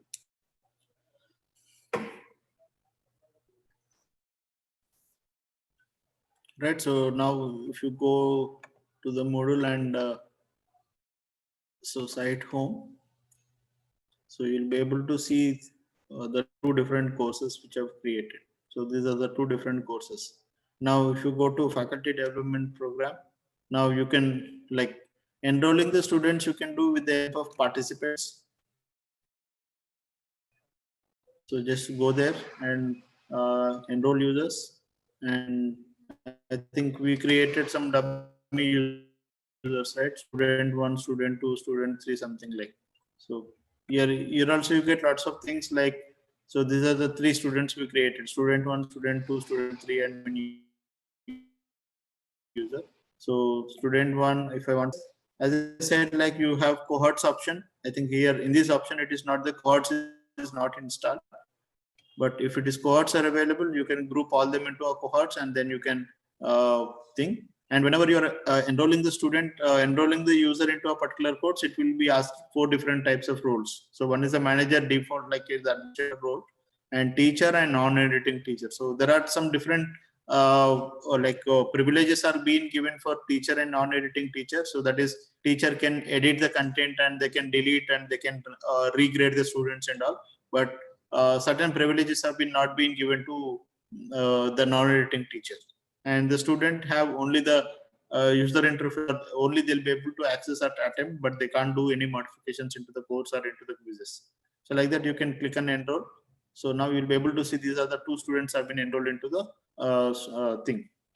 And after that, if you go to this course, and this is gear icon, if you click on that, there you will be able to see the groups, right? So as I was talking about, in a stream of students, in a branch of students, if you are having 180 students, you would like to create them into 3 groups. So just click on this gear icon, you'll be able to see the different option like group option.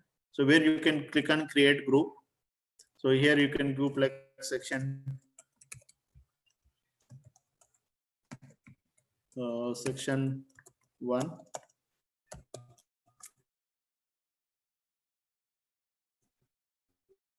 So you can create changes, or you can give the key also here.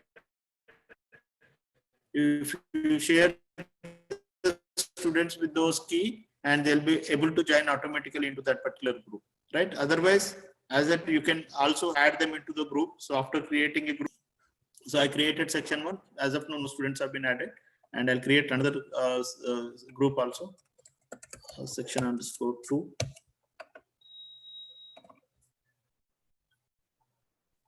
So assume that if at all I want to add few students, like I selected the section 1, and I want to add the users or students into this particular group. So I have 2 students enrolled into this. Total of 3 users we enrolled. 3 users we like created 3 user accounts onto this portal, out of which we enrolled 2 students, that is student 1 and student 2, into the course.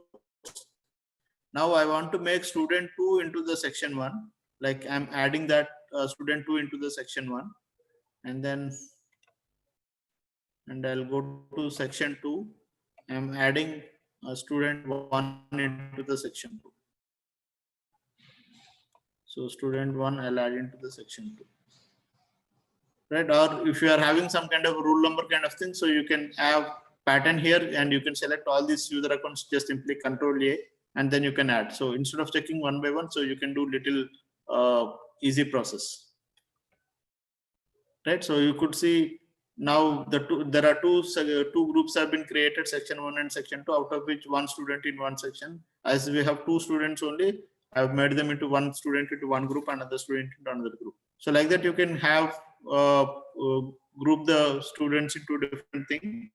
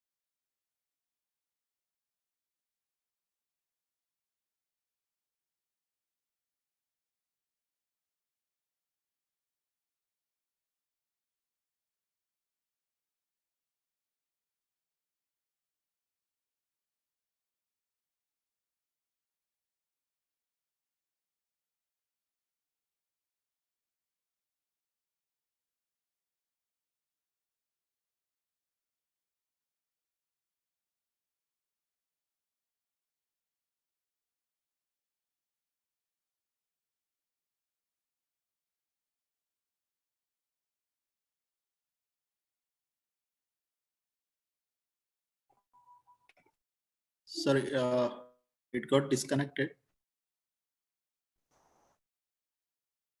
So, host, could you please give me the sharing permission? Could you please make me as a co-host? Sir, I will give, sir. I'm giving. Oh, okay, ma'am.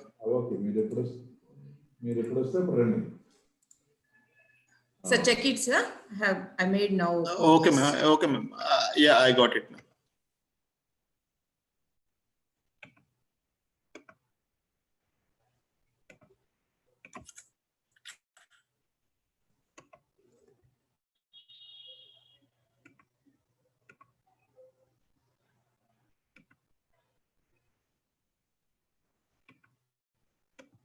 Right. So I hope you'll be able to see the window here. Now you got created with a course, and we enrolled the students into the course, as well as we made the groups, group of students into different groups. And now I would like to show some basic things how you can add the content, as well as you can restrict the access of particular content to a specific group. So now just you create for every activity you would like to add or make the changes to your course. First, you have to make your page into the turn editing on mode. So when you click on turn editing on, so if you see here, the complete page has come into the editable mode. So now,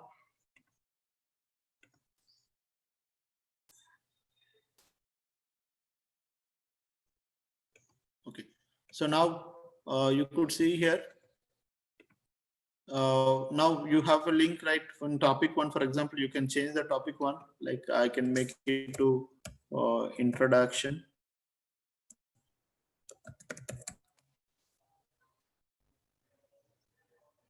So now I would like to add some content here. So then when you click on add activity or resource, now you'll be able to see here. So all, or you have specific activity or specific resource. So you can choose, like if at all I would like to add a quiz. So now you can assume that if at all I would like to conduct some quiz, so I'll click on quiz.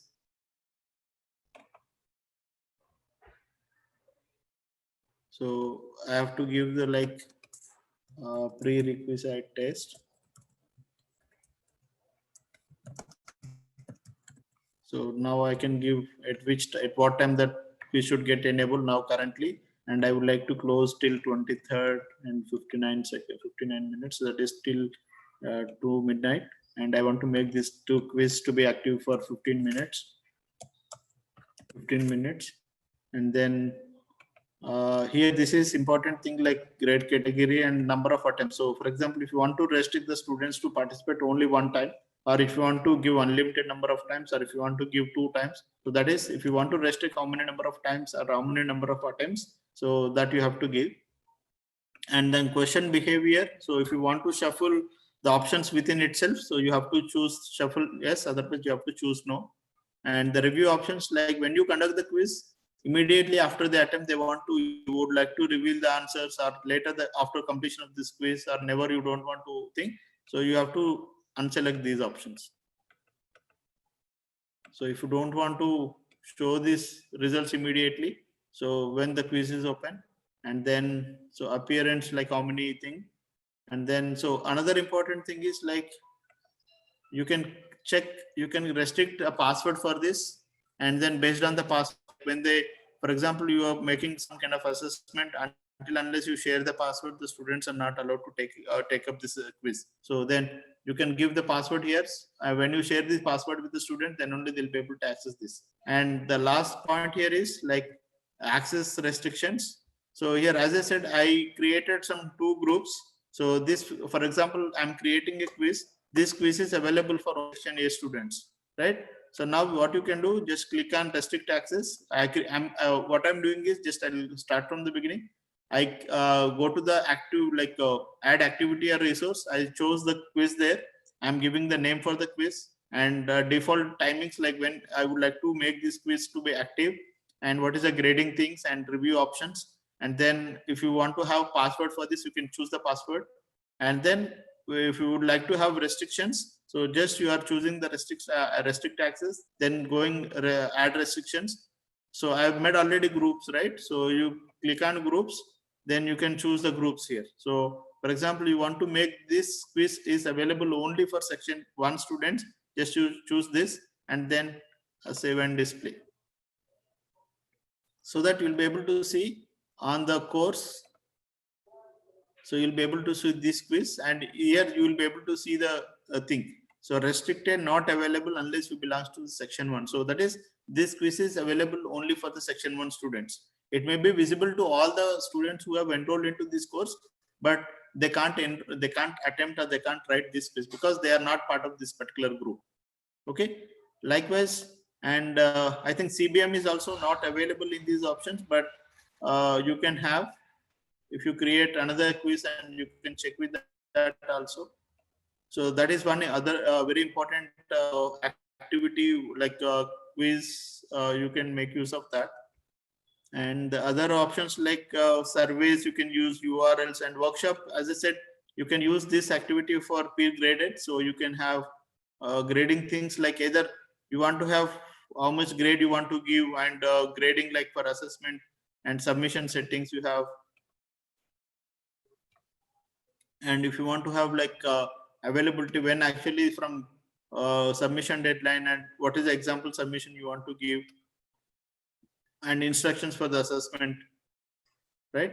And here what kind of submissions you require, it's completely they have to type on the window, or you want to have file attachment, and how many number of file attachments they can have, and all these instructions you can make visible to the students. And then you can change this. There are in activity, like you will be having 4 different statuses, so that you can change, and you can configure this workshop activity, where you can have peer reviewed assessments and assignments can be configured using this like a workshop activity. And similarly, you can create assignments and choice, and H5P is also one important thing. Like, so if you go here, H5P, so for example, introduction to like Moodle, so where you can add like H5P options here. So you can like embed buttons and all. So here, whenever you upload a file, so assume that if you are uploading a file here, H5P, so it will ask like browser repositories from where you want to upload. Or instead of doing all the things on this page itself, you can go to h5p.org and you can create account there. And then like here, this is some default H5P content, if it is available, content bank. So from there also you can pick up if you have already existing content is available. So likewise, what you can do is you can create all H5P content on the H5P portal also, you can save there. and you can directly import from that portal also to here. I do not have currently the videos where you can have like, you can add. Okay, so I'll try to pick some.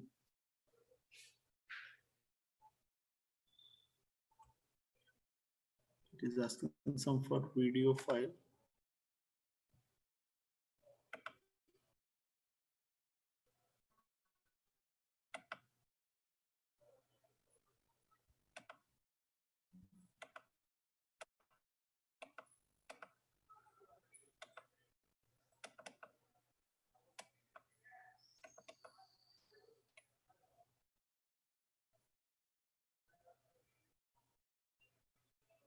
Just a minute.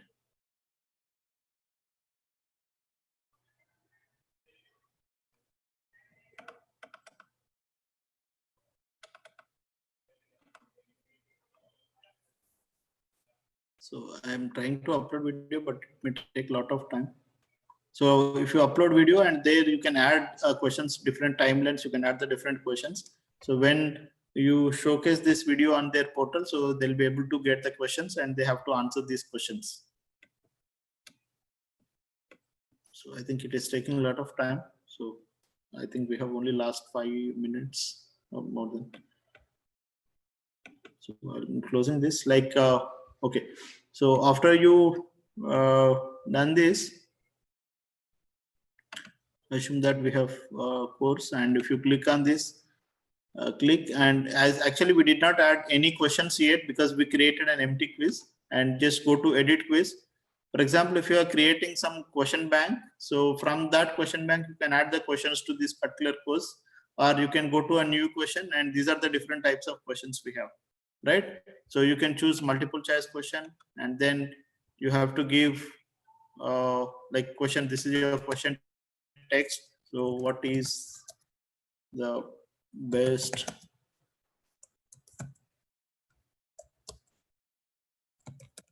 open source LMS, for example? So if I'm creating a question, so these are the answers. Choice one, I want to give like module. So if it is a correct answer, I have to make it, this is 100%. And the other one is like Canvas and Google Classroom. And the other one is like Schoology. So I assume that these are the 4 options I'm giving. So just make those changes. Okay, so this is your question text.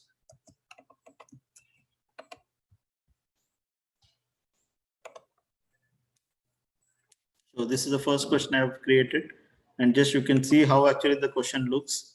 So like multiple choice question, and then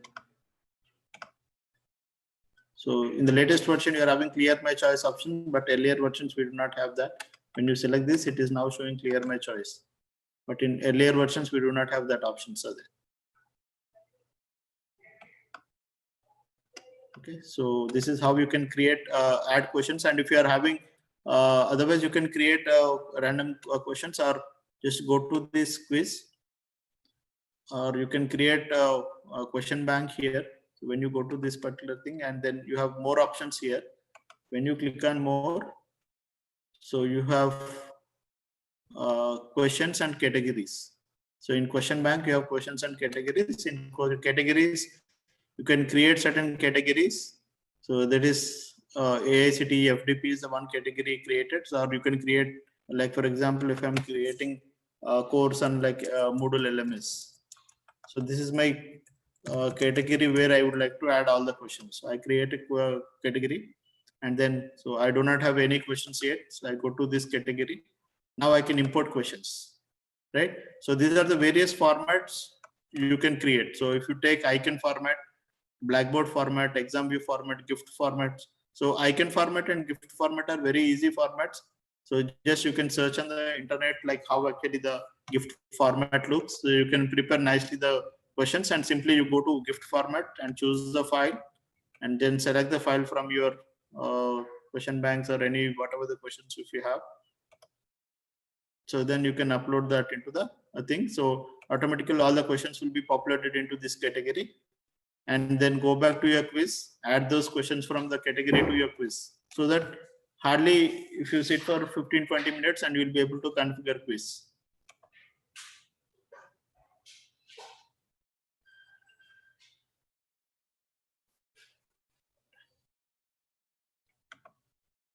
Right?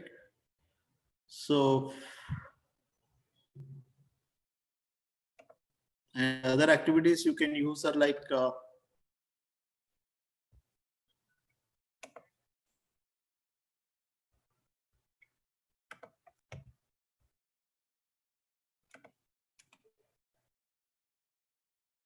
you can use a feedback where you can configure custom questions and then things. So you can create a lesson, you can create a page, right? And surveys you get all the predefined questionnaire. So all these things, I think as you have very few, because this does not support like the custom installation of plugins, but if you could have your full-fledged LMS platform where you can install all these plugins, so then you can have lots of other activities and game or all these things like WooFlash, all these plugins are available, right? So any doubts? Because covering complete the Moodle administrator perspective, there are basically 3 different roles perspective. One is administrator, where the managing the entire Moodle environment, like creating the user, creating the categories, creating the courses, taking the backup and user administration. So all these things is one different kinds of role. When course is been assigned to a particular faculty, like the teacher or non-editing teacher, where adding a specific content, creating a quizzes, different types of quizzes, and looking into the analytics part of the quiz, and lots of other stuff will be there. So that is one thing. And the third is like end user perspective, like from the learner or student's perspective, right? And one more thing is, whenever you are creating anything, and if you want to check how actually that looks from the user's perspective, so just you can go to this your login page, and you can have option called as the switch role to. So there you can have a switch role to option. For example, as you are admin login, now you can change it to a student role, and then you can see how actually this is the visibility from the student's perspective, right? So student will not have any other additional options here. Just they can click on this particular quiz, and then they can participate in this, right? So like that, you can switch to the different role, and you can check it how actually that will be visible from the end user's perspective, right? And this the top by default it has been added for, and if you want to add any new topics and anything, just you can add up there. So just if make it to the turn editing on, the complete page will come into the editable mode, and then just go down and you can click on this add button there. So add topics. So how many number of topics you want, just click on add topics, so that you'll be able to create the new topic has been added. Likewise, you can add any number of topics, how many number of topics you want as a part of your course, or you can change this. And if you are choosing the course formats, so this automatically gets in. This is actually the default topic format. You can have a weekly format, or you can have the other formats also are available. So you can pick that from the list of courses. When you create a course, then you can choose the format, which format you would like to have for your website, for your course, right?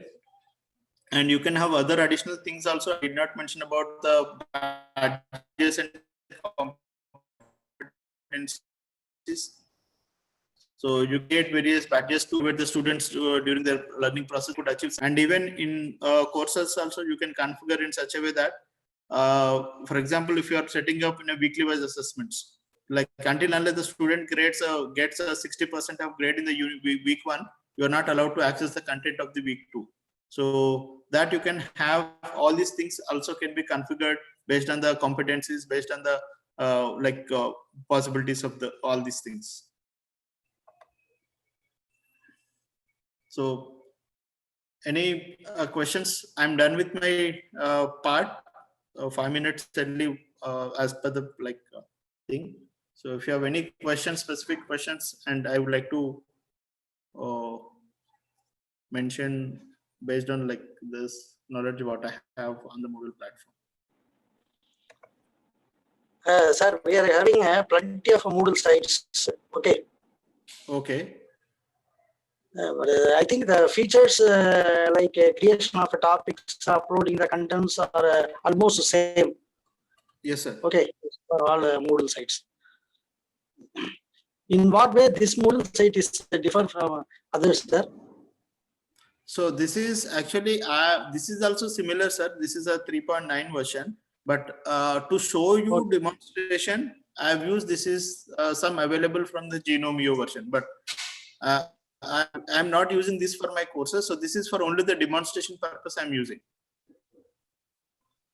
Okay, sir.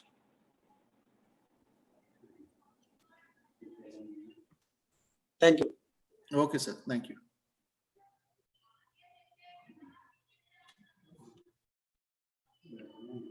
So any other questions?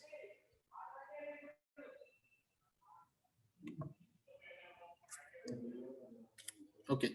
So before closing, so can we have another mentee, or I think, okay, so